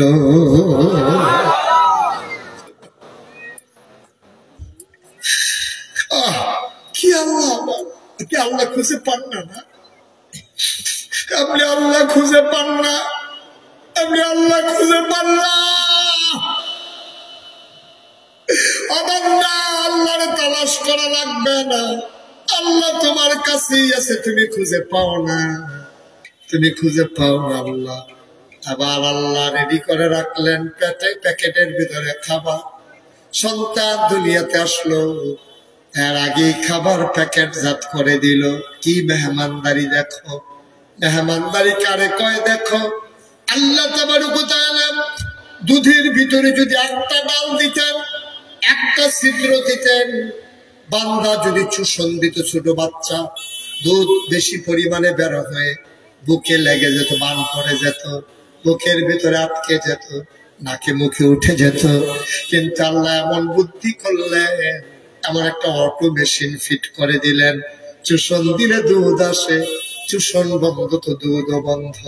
32টা নালে দুধটা আসে, যেন আস্তে আস্তে ধীরে ধীরে ফোটা ফোটা আসে, বান্দার যেন নাকে মুখে উঠে না যায়।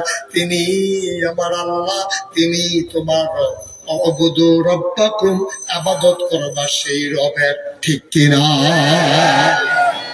আপনি যদি আমাকে বলেন যে খালেক মানে স্রষ্টা, মালিক মানে বাদশাহ, রাজ্জাক মানে রিজিক দাতা, রহমান দয়াময়, রাহিম দয়াশীল, এরকম সবগুলো শব্দের একটা একটা ওয়াদুদ প্রেমময়, সব কিছুর একটা একটা অর্থ আছে। আপনি যদি বলেন হুজুর রব অর্থ কি, আমাকে যদি আপনি 3 দিন ধরেও রাখেন, রুমের ভিতরে বন্ধ করে রাখেন, যে হুজুর রব কারে কয়, এক শব্দে বলে দেন। পৃথিবীর যত বড় বড় আপনার ডিকশনারি আছে, কোথাও রব শব্দের একটা শব্দে ব্যাখ্যা দেওয়া যায় না, কয়েকটা লাইন লেগেছে। আমি আপনাদেরকে বুঝাইয়া বুঝাইয়া বলি, রব কারে কয়। রব হচ্ছে, খুব খেয়াল করেন, রব হচ্ছে তিনি, বান্দার যা দরকার, খেয়াল করেন, বান্দার যা দরকার, দরকারি জিনিসটা প্রয়োজনের সময় পরিমাণ মতো চাওয়ার আগে যিনি দিয়ে দেন, তিনি হলেন সুবহানাল্লাহ। বলবেন না? আমি কয়টা লাইন বলেছি দেখেছেন? বান্দার যা দরকার, এক নম্বর, বান্দা নিজেও জানে না কি দরকার, এখন আল্লাহ জানেন কি দরকার। বান্দার যা দরকার, দরকারি জিনিসটাকে প্রয়োজনের সময় পরিমাণ মতো চাওয়ার আগে, বান্দার প্রয়োজনের সময় কমনা বেশি পরিমাণ মতো, বান্দার যা দরকার, দরকারি জিনিসটা প্রয়োজনের সময় পরিমাণ মতো চাওয়ার আগে যিনি দিয়ে দেন, তিনি হইলেন রব। সুবহানাল্লাহ বলবেন না? তাইলে যিনি তোমার রব, তিনি তোমার সব। সুতরাং আবাদত করব কার? সৃষ্টি যার, কপাল বানিয়েছেন যিনি, সাজদা পাও না তিনি। কপাল বানিয়েছেন কথা বলবেন না, সব কপাল বানিয়েছেন কে? তাহলে সাজদা পাবেন কে? আমার দেশে যে মাজারে গিয়ে সাজদা দিল, সবাই মিল্লা কইলেন এক কথা, কাজ করলেন আরেক কাজ।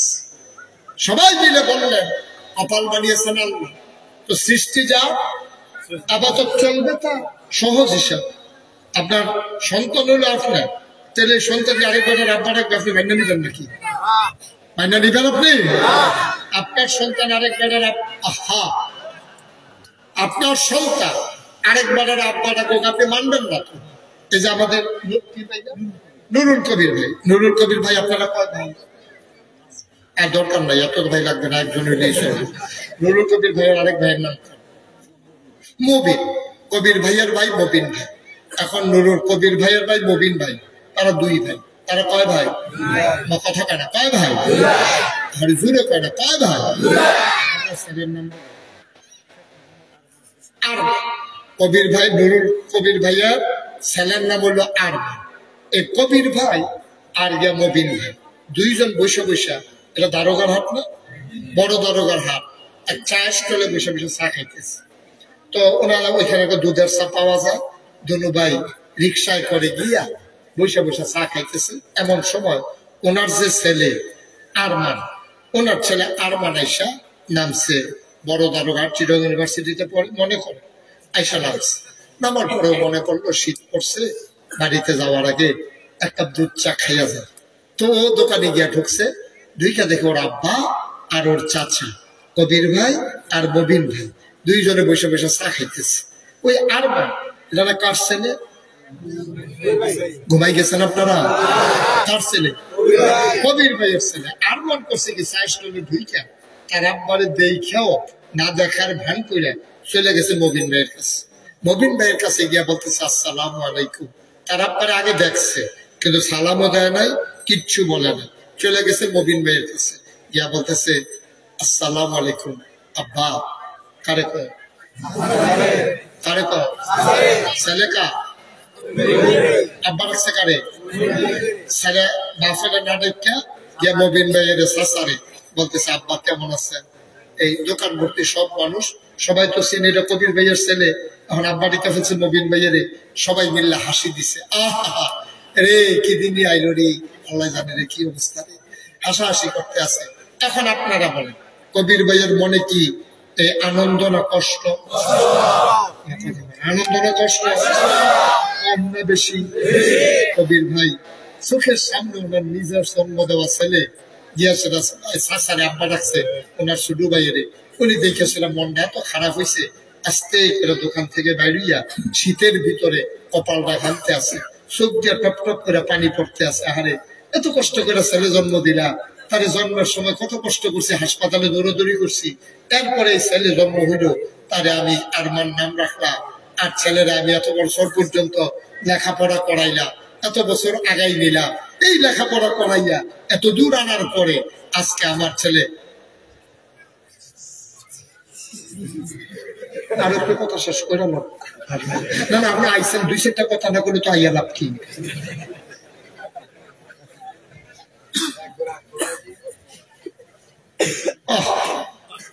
আমার ফুরান পরিচিত মানুষ, ওনারে গিয়া দিয়ে পাহাড়ের সিফার মধ্যে পাওয়া গেছে। ওনার এলাকায় গেছিলাম তো, গিয়া দিয়ে পাহাড়ের সিফাই সিফাই আমি এনে ধরে এখন আনছি, সমতল জায়গায় আনাই, শুনি পাহাড়ে থাকতে ভালো আছিল। আমার আমিন কন আছে, কথা তো মনে আছে আমাদের। এখন নুরুল কবির ভাই কপালে ঘাম জমে গেছে, চোখ দিয়া পানি পড়তেছে, মনটা বড় খারাপ। সে ছোট বাচ্চা না, এত বড় ছেলে, সে করলো কি এতগুলো মানুষের সামনে আমার লজ্জা দিল, আমার ভাইয়ের সে আব্বা রাখলো আমার সন্তান হইয়া। আস্তে আস্তে ঘরে ঢুকছে ভাবি সাহেবা, নুরুল কবির ভাইয়ের ওয়াইফ, উনি দেখেই দেখে যে নমুনা খারাপ। ওই কি হয়েছে আপনার? আমি নাই, আমি নাই। নাই মানে কি? আমি মরি নাকি এর লেগে? ওই কি সমস্যা হয়েছে? আর বানাই যা ঘটনা ঘটাইছে আজকে সর্বনাশ করে দিছে শত শত মানুষের সামনে। সে ওই মবিনরা আব্বা রাখছে, তাই নাকি? কহ আমি কি লেগে আল্লাহ আমারে বাঁচাইলো, কে রে আমার জীবন দিল, এই লজ্জা পাওয়ার জন্য ছেলে জন্ম দিছিলাম। ভাবি সাহেবা জানো ওনার হাই প্রেশার, ওনার সরিষার তেলের সাথে পানি মিশাইয়া মাথায় দিতে আছে, কইতাছে ধৈর্য ধরেন, অস্থির হইয়ান না। আজকে বাড়িতে সপ্তাহে জিজ্ঞেস করা হবে সমস্যা কি। নুরুল কবির ভাই একটু পরে পরে জোরে জোরে শ্বাস ফালা। কি এর লেগে সন্তান জন্ম দিলাম, কি লাভ হইল? আমার ছেলে আমার ভাইয়েরা আব্বা ডাকে ভাই। নুরুল কবির ভাই ওনার সন্তান যদি মবিন ভাইয়ের আব্বা ডাকলে নুরুল কবির ভাইয়ের এত কষ্ট হয়। যে আল্লাহ তোমারে বানাইলো, যে আল্লাহ তোমারে খাওয়ায়, যে আল্লাহ তোমারে আকাশ দিল, যে আল্লাহ তোমারে জমিন দিল, আকাশ থেকে বৃষ্টি দিল, জমিন দিল গোসল দিল, নারিকেল গাছের মাথায় ডাব দিল, ডাবের ভিতরে শরবত দিল, নদীর ভিতরে পানি দিল, যেই পানির ভিতরে মাছ দিল, যেই আল্লাহ তোমার জন্য সব সাজাইল, এই সব কিছু পেছনে ফেলাইয়া আল্লাহকে বাদ দিয়া মাজারে যখন সেজদা দাও, আল্লাহর কলিজা ফাইটা যায়, ঠিক কিনা? কঠিন ওয়াজ, সহজ ওয়াজ। নুরুল কবির ভাইয়ের আব্বা আর মবিন ভাইয়ার আব্বা তো এক আব্বাই, নুরুল কবির ভাইয়ার আম্মা, মবিন ভাইয়ার আম্মা তো এক আম্মাই, তখন ভাইয়ের ছেলে না হইলে ভাইয়ের আব্বা ডাকছে আর কি, চাচা আর আব্বা তো এক জায়গাতে। তারপরে এটা সহ্য হয় না নুরুল কবির ভাইয়ের কাছে, না আমার ছেলে কেন মবিনকে আব্বা রাখবে, এটা ওনার সহ্য হয় না। তাহলে আল্লাহ কেন মান্না নেবে? আল্লাহর বান্দা হইয়া আপনি বাজারে গিয়ে সেজদা দেন, আল্লাহ মান্না নেওয়ার ঠিকানা কি? ঠিক কিনা? কেন মাইনা নেবে আল্লাহ? আপনি মাজারে সেজদা দেন, পীরের পায়ে সেজদা দেন, পীরের পায়ে চুমা ঘুরা গুছিসে চিসা খান, তারপরে ফিরেরে গোসল করেছে, এই গোসলের পানি বোতল ঘুরা পাইপ নিয়ে, ঠিক কিনা? কথাটা ঠিক কিনা? কি কারবার কি? কারবার কি? একটা মানুষের গোসল করাইলে কত জায়গা ভাইয়া পানি করে, জায়গাগুলো সবার সাথে আছে নাকি নাই? আপনি সবগুলো জায়গার নাম আমি নাকি বলতে পারবো? জানলেও তো বলতে পারবো না। জায়গাগুলো আসেনি সবার লোকে? সাইকেল কইছি ভাগ্যা সাউন্ড যেত না, সাউন্ডের জায়গায় না এমন করছে, ফিরসা বুঝুরে কইছে আসলে জানি আসেনি রে। ভাই একটু চিন্তা করে দেখি, একটা মানুষের গোসল করে কত জায়গা দিয়া পানি যায়, এই পানিগুলা বোতলে ভরে নিয়ে মানুষ খায়, নির্লজ্জ লজ্জাহীন সরবহীন, ঘিরা বলতে কোন জিনিস নেই। আল্লাহ বইলে এখনো মাইনা নিচ্ছে, আমরা জীবনেও মাইনা নিতে পারতাম না, ঠিক কিনা? মাইনা নিবেন না? নুরুল কবির ভাই মাইনা নেবে না, ওনারে দিয়ে বুঝাইলাম আর কি, আমি কি মাইনা নেবো না? উনি যেমন মানবেন আমিও তো, আপনি মানবেন? আপনার তো মনে হয়েছে না উনি মানছেন, আমি ওটা মানলাম বলে দায়িত্ব নিয়ে আমি এটা কিছু মনে করলাম না, মনে করলেন না, তাদের তো দোকানের ভিতরে দুইটা ঘুষি ঘুষি দিয়া লাথি লাথি দিয়ে হালাই দিয়া যাবো আর ফুট লাগতো না, বেড়া তোর মুড়াইয়া হলো হালাই দিয়া যা মুগা তারে বা টাকার তেল হালাই দে, বাপ হালাইয়া চাষা আব্বারা হে ফুট আমার কি দরকার? আব্বার তো কথা তো ঠিক, কথা তো ঠিক, জন্ম দিল এক বেড়া, আপনি আব্বা রাখবেন আরেক বেড়ারে, বানাইবে আল্লাহ, আপনি সেজদা দিবেন আরেক জায়গায়, তামাশা পাইছেন, মস্কারা পাইছেন? মস্কারার একটা সীমানা আছে, তাইলে আবাদত করবো কার? এই কথা শিখিয়ে গেলেন যিনি, এই আমার নবী হইলেন তিনি। আমার নবী জানিয়ে দিলেন, কোরআনুল কারীমে থেকে শুনিয়ে দিলেন, ওয়ামা খালাকতুল জিন্না ওয়াল ইনসা ইল্লা লিয়াবুদুন। মানুষ বানানোর কোনো দরকার ছিল না, জিন বানানোর কোনো দরকার ছিল না, মানুষ আর জিন বানানো হয়েছে শুধুমাত্র কেবলমাত্র একমাত্র আল্লাহর ইবাদত করার জন্য, ঠিক কিনা? কোনো দরকার ছিল না। মানুষ কি কাজে লাগছে আমরা বলেন? কি কাজে লাগছে আমরা? আল্লাহর কি উপকারটা করে দিছি আমরা? দিন মানলে আমাদের লাভ, আল্লাহর কি লাভ? নামাজ পড়লে আপনার লাভ, রোজা রাখলে আপনার লাভ, যাকাত দিলে আপনার লাভ, আল্লাহর কি লাভ আমাকে বলেন? আল্লাহর তো আপনি একটা মানুষ, যদি আমরা নামাজ না পড়ি, এই প্যান্ডেলটার ভিতরে যারা আছি, আশার নামাজ যারা পড়েছেন তো পড়েছেন, একটা লোক যদি ফজরের নামাজ না পড়েন, আগামীকালকে সূর্য একটা সেকেন্ড দেরিতে উঠবে না, সূর্য উঠার মতো উঠবে, ডুবে যাওয়ার সময় হলে ডুবে যাবে। ভাই তাইলে কেন আল্লাহ বানাইলো? মানলে আমারই লাভ। আল্লাহ এই জন্যই জানিয়ে দিলেন, ইয়া আইয়ুহাল্লাযীনা আমানু কুতিবা আলাইকুমুস সিয়াম কামা কুতিবা আলাল্লাযীনা মিন ক্বাবলিকুম লাআল্লাকুম তাত্তাকুন। রোজা রাখলে আমার কি লাভ বান্দা বলো? তুমি না খাইয়া থাকলে আমার কি লাভ? আমার তো কোনো লাভ নাই রে বান্দা। তুই যদি সারাদিন না খাইয়া থাকোস, সারা রাত যদি তুই না খাইয়া থাকোস রে বান্দা, আমি আল্লাহ যেমন আল্লাহ না, তোর না খাওয়া জিনিসগুলো নিয়ে আমি খেয়ে ফেলবো, বিষয়টা তো এমন না। আমি আল্লাহ তো খাই না। আমি লাম ইয়ালিদ ওয়া লাম ইউলাদ ওয়া লাম ইয়াকুল লাহু কুফুয়ান আহাদ। এই আল্লাহ তো সেই আল্লাহ যার আব্বাও নাই, আম্মাও নাই, যার স্ত্রী নাই, যার সন্তান নাই, যার ছেলে মেয়ে নাই, খাবার লাগে না, পিপাসা লাগে না, পানি লাগে না, শরবত লাগে না। তুমি না খাইলে তোমার আল্লাহর কি লাভ? আল্লাহ কয় বান্দারে লাভ হইলে তোর লাভ। আমরা জানতে চাইলাম আল্লাহ আমাদেরকে না খাওয়াইয়া আমাদের কি লাভ? আমরা খাইলে তো আরাম, আমাদেরকে কষ্ট দিলে তোমার কি আরাম? আল্লাহ কয় আমার জন্য না রে বান্দা, রোজা ফরজ করে দিলাম, একটা উদ্দেশ্য আছে আমার, লাআল্লাকুম তাত্তাকুন, যেন তোমাদের অন্তরে আল্লাহর ভয় পয়দা হয়। আল্লাহর ভয় পয়দা হলে কি হবে? তাই দেখো দেখো কি হয়। আবার আল্লাহ তাবারক ওয়া তাআলার ভয় রোজার কারণে আসলেও পয়দা হয়। ভাই, সেহরি খেতে উঠেছেন, আপনার সারা জীবনের অভ্যাস, আপনি গোশত দিয়া মাছ দিয়া খাওয়ার পরে দুধ ভাত কলা ভাত না খাইলে আপনার পেটই ভরে না। আপনি দুধ দিয়া কলা দিয়া মাখাইয়া খেজুরের গুড় দিয়া ভাতগুলো রেডি করেছেন, মাত্র লোকমা দেবেন, লোকমাটা মুখের কাছে আনতেছেন, এখনো মুখের ভিতরে দেন নাই। আপনি হঠাৎ করে মসজিদের মিনার থেকে মুয়াজ্জিন ডাক দিয়া কয় সাবধান, খাওয়া দাওয়া বন্ধ করেন, এই সেহরির সময় শেষ। লোকমাটা উঠে আসছিল মুখের কাছে, মুখের ভেতরে চলে যায় না নিচে নেমে যায়? আপনি মুখের কাছে নিয়ে গেছে, কেউ দেখে না, পিছনে কোনো পুলিশ নাই, র্যাব নাই, গোয়েন্দা নাই, দলীয় ক্যাডার নাই, মামলা করুন না নাই, গুম করুন না নাই, আয়না করুন না নাই। এরপর আপনি খান না, কারণ আপনার মনে জানে যে কেউ দেখে না, একজন দেখেন, তিনি কে?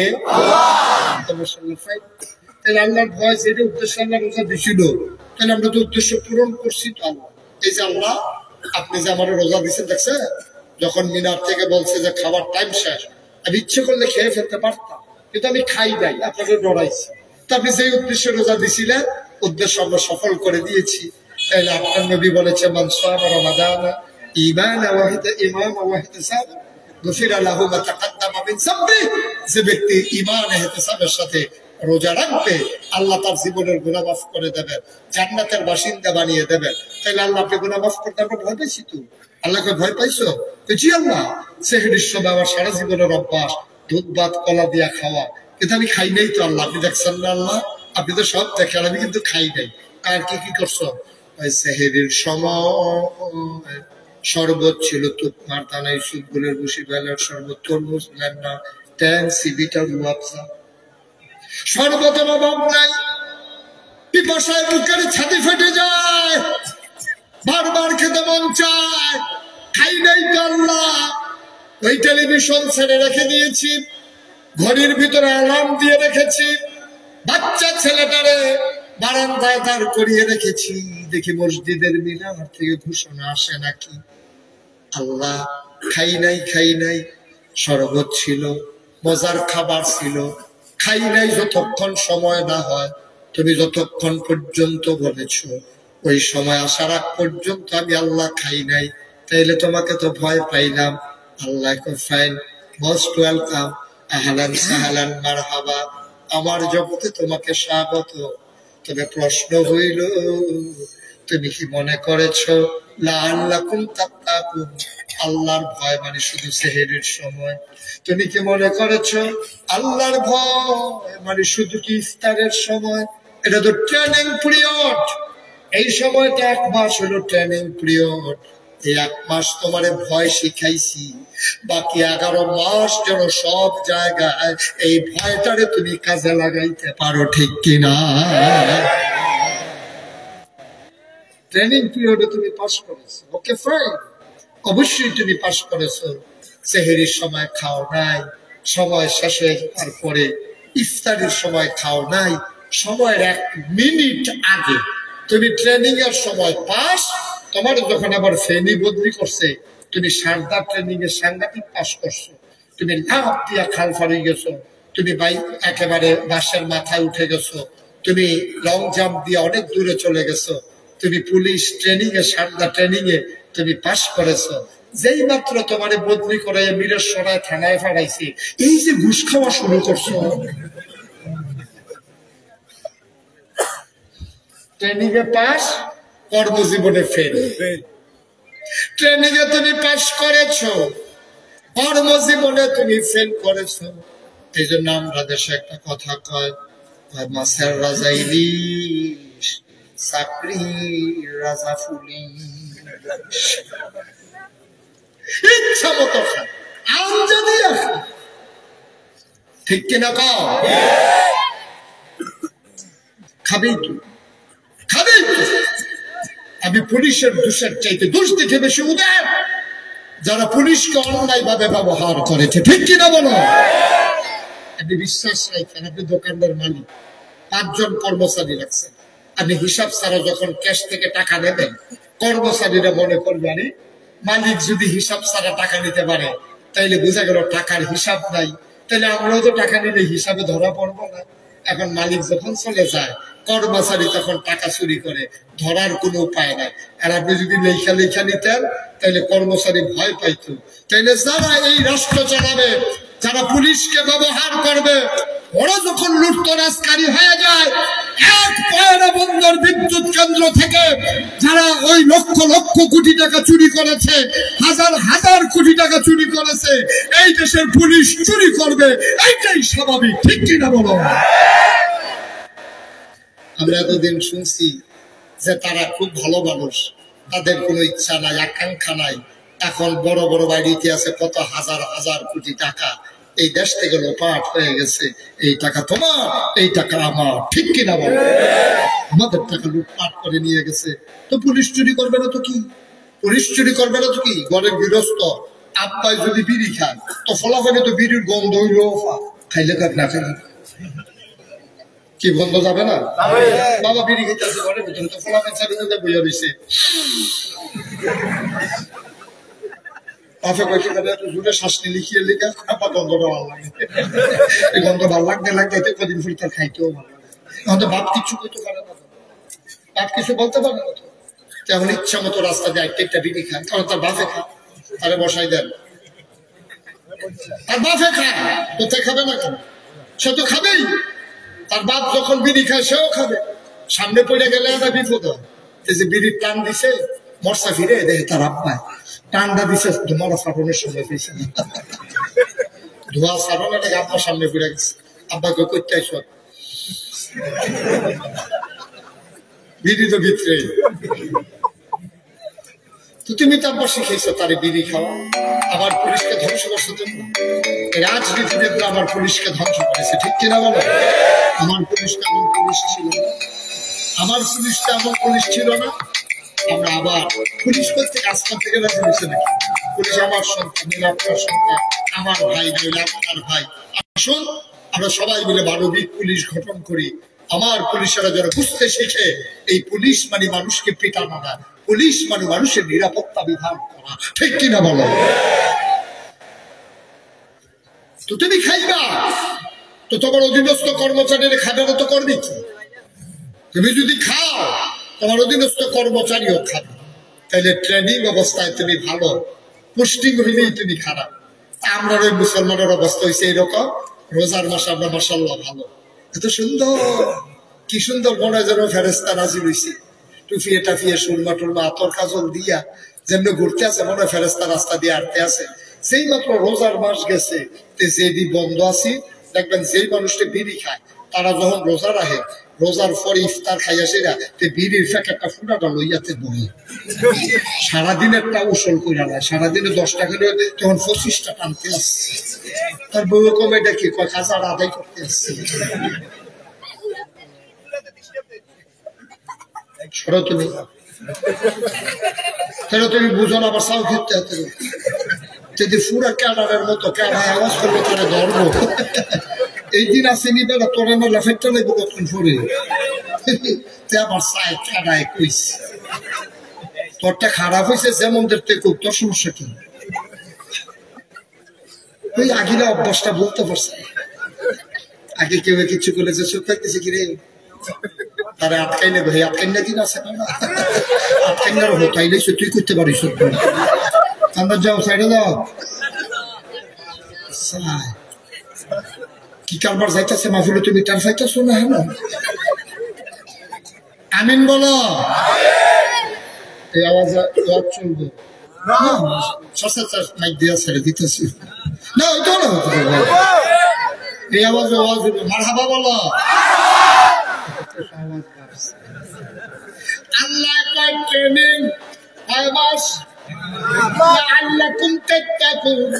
এই রোজা দিয়ে আমার কোনো লাভ ছিল না তুমি না খাইলে আমার কি লাভ তোমার আমি ট্রেনিং দিতে আছে পারফেক্ট প্র্যাকটিসিং মুসলিম বানাইতে চাই আজ পারফেক্ট প্র্যাকটিসিং মুসলিম বানাইতে চাই আরে আগুনে পুড়াইলে মানুষের কি লাভ ঈদের কয় তোমার লাভ তোমার মাটির ইট আগুনে পুড়াইয়া তোমার অনন্য বৈশিষ্ট্য করে দিলাম 50 বছর ইট যদি মাটির ভিতরে থাকে আর এই ইট মাটির সাথে মিশে না তোমার মর্যাদা বাড়িয়ে দিলাম রে ইট তুমি মাটির তৈরি আগুন দিয়া পুড়াইয়া তোমার মর্যাদা বাড়াইয়া মাটির নিচে ঢুকাই দিলাম 50 বছর পরে গিয়া দেখে ইটি ইটি আছে ও বান্দা তোর 1 মাস ট্রেনিং দিয়া ওই ত্যাগের মহিমা দিয়া ওই যে আল্লাহর ভয়ের আগুন দিয়া পুড়াইয়া তোর মাটির মানুষ এমন মর্যাদা দিয়ে দিল তোর কবরে শোয়াবে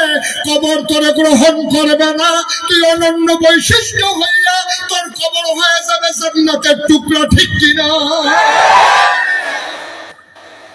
মাটি তোরে খাবে না মাটি তোরে গিলবে না তোরে ওই রোজার আগুন দিয়া পুড়াইয়া তোরে আমি সোনার ইট বানাই ফেলছি এখন তুই সোনার ইট হয়ে গেছস সোনার মানুষ হয়ে গেছস সে অফিসে বসলেও সে ফাইল আটকাইয়া ঘুষ খায় না রোজা তারে ট্রেনিং দিছে সেহরির সময় আল্লাহ তাকাই থাকে ইফতারের সময় আল্লাহ তাকাই থাকে আল্লাহরে দেখাইয়া দেখাইয়া খাতা যায় না এখন বান্দা অফিসে বৈশা চিন্তা করে সেহরির সময় যে আল্লাহ দেখে ওই অফিসেও তো সেই আল্লাহ দেখে আমি যদি এখন ফাইল আটকাইয়া ঘুষ খাই কেউ দেখো কান্না দেখো একজন দেখে তিনি কে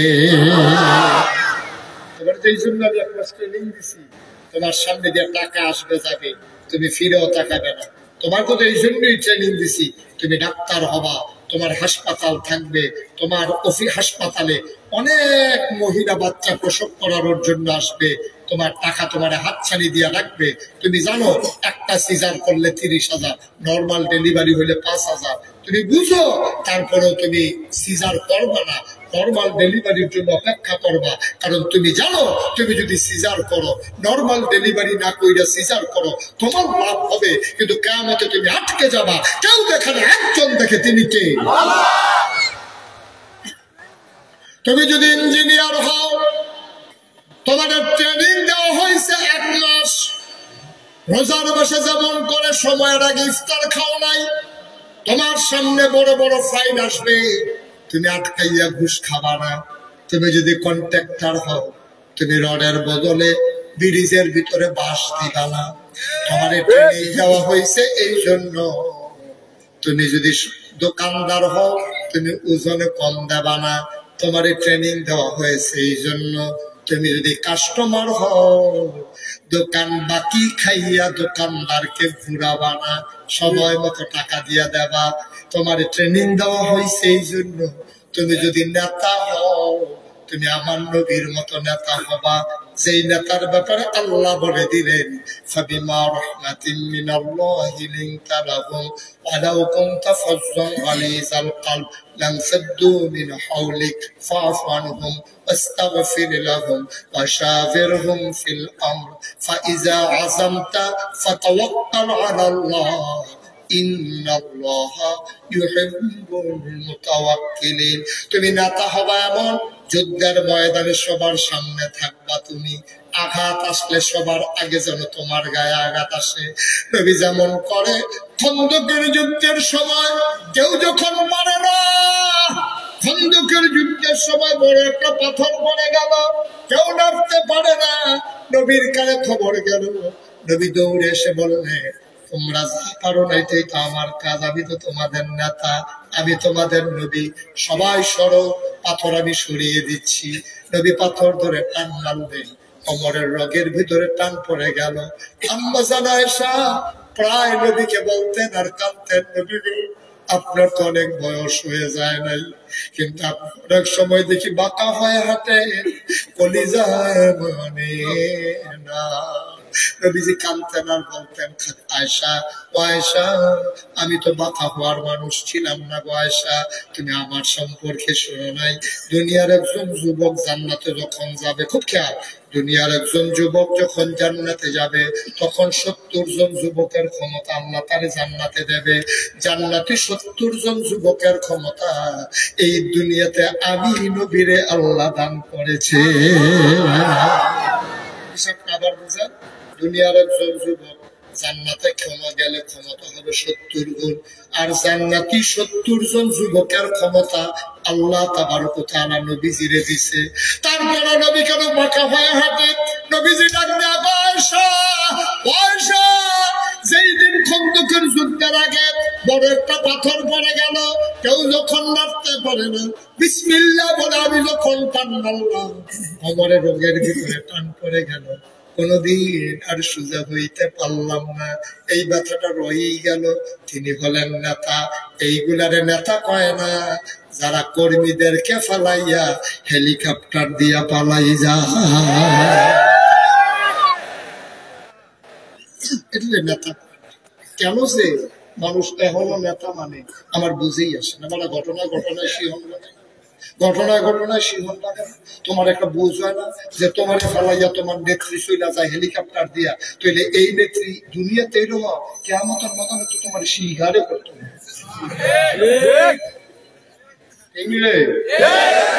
তোমরা ফিডো ফানা দিয়া এবিডি জাহান্নামে দেব, তোমরা বেড়ে তাড়াতাড়ি বেড়ে দেন, এখনো দেন।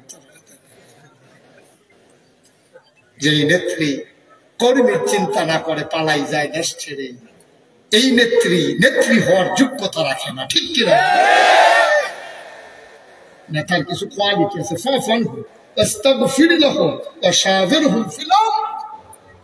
ব্যাখ্যা দেওয়া যাবে না, সময় কম। এতক্ষণ ওয়াজ করবো চিন্তায় ছিল না, অনেক সময় নিয়ে ফেলছি, কষ্ট হইতেছে আপনাদের না? নতুন আসছি তো ভালো লাগতেছে। আপনারা শ্রোতা হিসাবে মাশাআল্লাহ ভালো, শ্রোতা হিসাবে মাশাআল্লাহ অনেক ভালো শ্রোতা। এই পুরুষ আছে, মহিলারাও আছে, অসংখ্য মহিলারা এখানে বসে বসে ওয়াজ শুনতে আছে। আরে মহিলা মানে এটাই তো, ইতান্ডি কয়দিন পরে ইতান না জানো মহিলা, আমি একটু কয়দিন আগে কইছি আর কি, কয়দিন পর মার হাবা পায় না। এই জন্য রোজা আসতে আছে। সেহরির সময় যেমন আল্লাহকে ভয় পান, ইফতারির সময় যেমন আল্লাহকে ভয় পান, জীবনের যে কোনো ক্ষেত্রে আপনি এমন করে আল্লাহকে ভয় পাবেন, এটাই হচ্ছে রোজার উদ্দেশ্য। আপনারা না খাওয়াইয়া রাখা আল্লাহর উদ্দেশ্য। কি হবে আপনি না খাইয়া থাকলে? সবাই মিলে এই বছর বাংলাদেশের একজনও রোজা রাখলাম না, তা আল্লাহর কি হবে?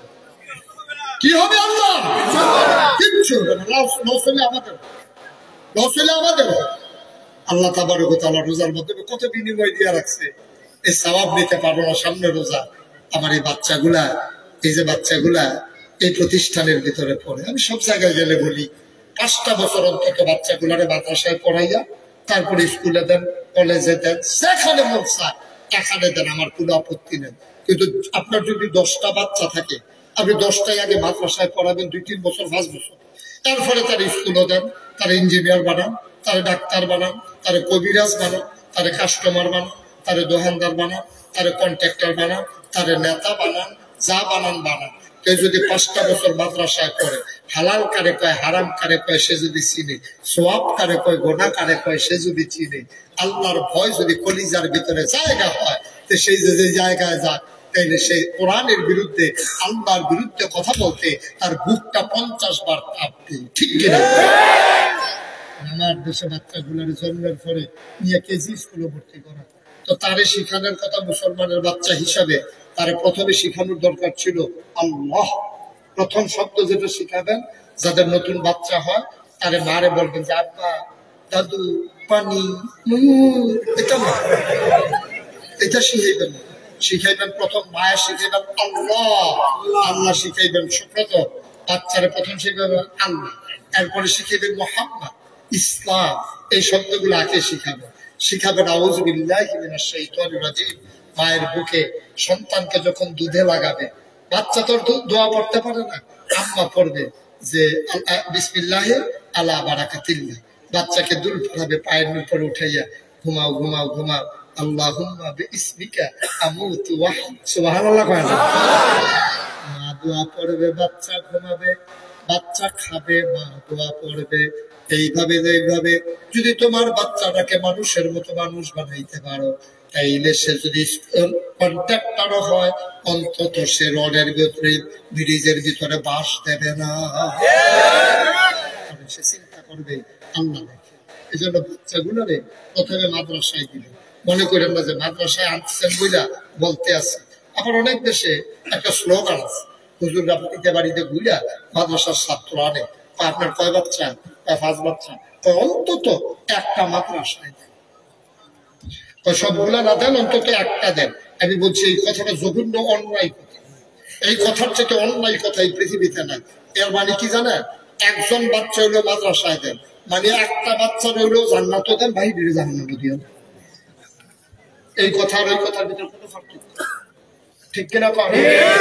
একজন মাদ্রাসায় দেন, সবগুলার আমরা 14টা থাকবে, 14টা দিন, 14টা হইল না। তারা মনে মনে করতেছে এত জানাই বুঝতে নাকি, আরে এর চেয়ে বেশি বেড়াই আস। আমি গেছিলাম টেকনাফে রোহিঙ্গা ক্যাম্পে সাহায্য দেওয়ার জন্য, যা দিয়ে এক মহিলা 15 জন লইয়া বইয়া রয়েছে।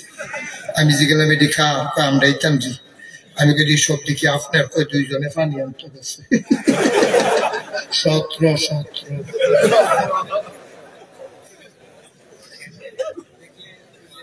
আব্বা বাচ্চাদের 3টা বছর সে সহি শুদ্ধ করে কোরআন শরীফটা শিখে যাক, মাসনুন দোয়াগুলো শিখে যাক, সে আত্মায়ত দোয়ায় কোনো দোয়ায় মাসুরা, দুরূদ শরীফ এগুলো শিখে যাক, অন্তত সে বেনামাজি হবে না।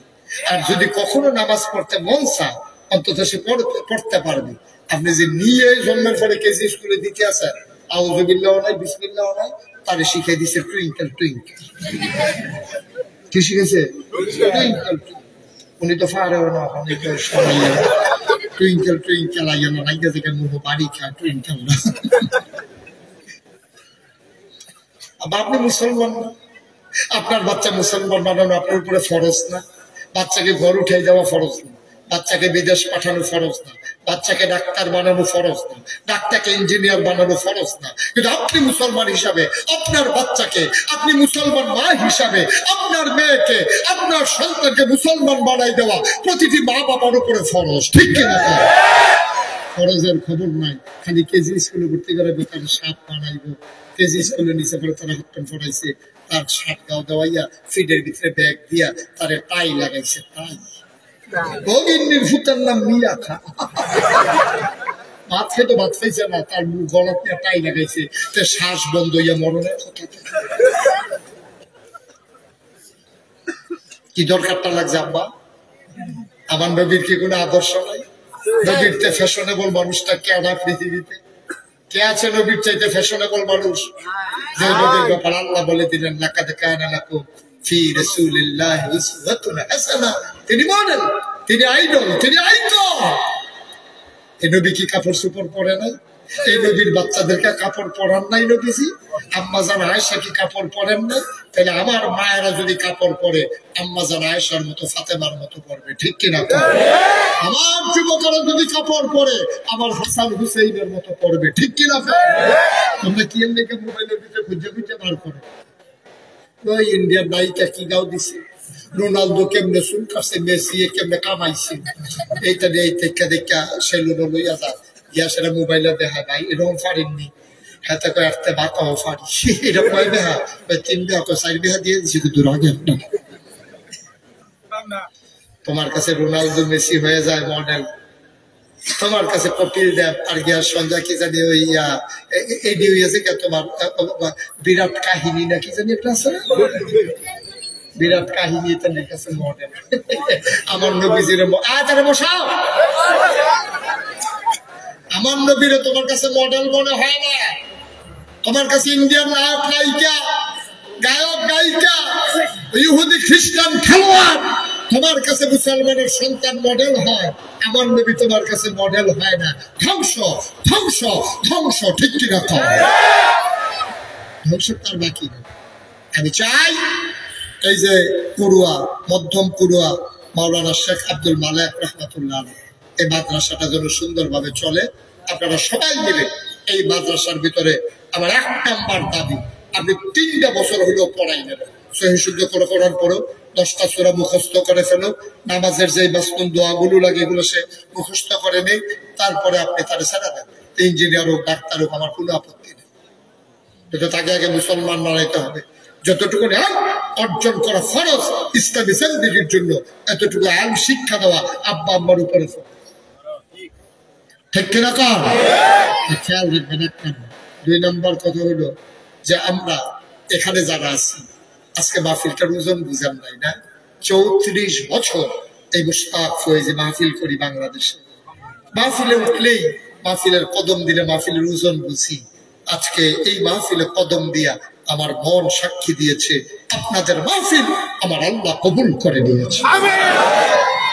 এই প্যান্ডেলটার ভিতরে একটা লোক দাঁড়াবেন যে হুজুর আমার আপনা নাই, আমি নিজেরও আপনা নাই, আমি মুশতাক ফয়েজের আপনা নাই। বেশি আব্বার কথা যখন মনে পড়ে, আমি আব্বার কবরের কাছে যাই রাত্র ঋষিতে, সেই একেবারে নিকশ কালো অন্ধকারে মোবাইল টিপে টিপে আব্বার কবরের পাশে গিয়ে বসি। আব্বার লগে কানে কানে কথা কই, আব্বা ও আব্বা, 3টা মার্কিন চাদর গায়ে দেওয়াই আপনাকে যে শোয়াইলো, আপনি কি মাটির বিছানায় শুয়ে আছেন নাকি জান্নাতি বিছানা আল্লাহ আপনাকে দিছে? আমি আব্বারে জিজ্ঞেস করি, আব্বা আপনি কি খান কবরের ভেতরে? আমার আব্বা একটা কথার জবাব দেয় না, কোনো কথার জবাব পাই না। আমি কানতে কানতে বিছানায় যাই, ঘুমাইতে পারি না। অমধ্যম করোয়ার মানুষ, তুমি মাহফিলের ওজন বুঝো নাই। ওজন বুঝছে তোমার আব্বা, ওজন বুঝছে তোমার আম্মা, যাদেরকে কবরে শোয়াইছো। এই প্যান্ডেলটার ভিতরে আমি সামান্য একটু দোয়া করবো সবাইকে নিয়ে। একটা লোক উঠে যাবা না, দয়া করে উঠে যাবা না ভাই, অনুরোধ আমার, একজন উঠবেন না। 1 নাম্বার একটা লোক দরকার, হুজুর দোয়া করে দে।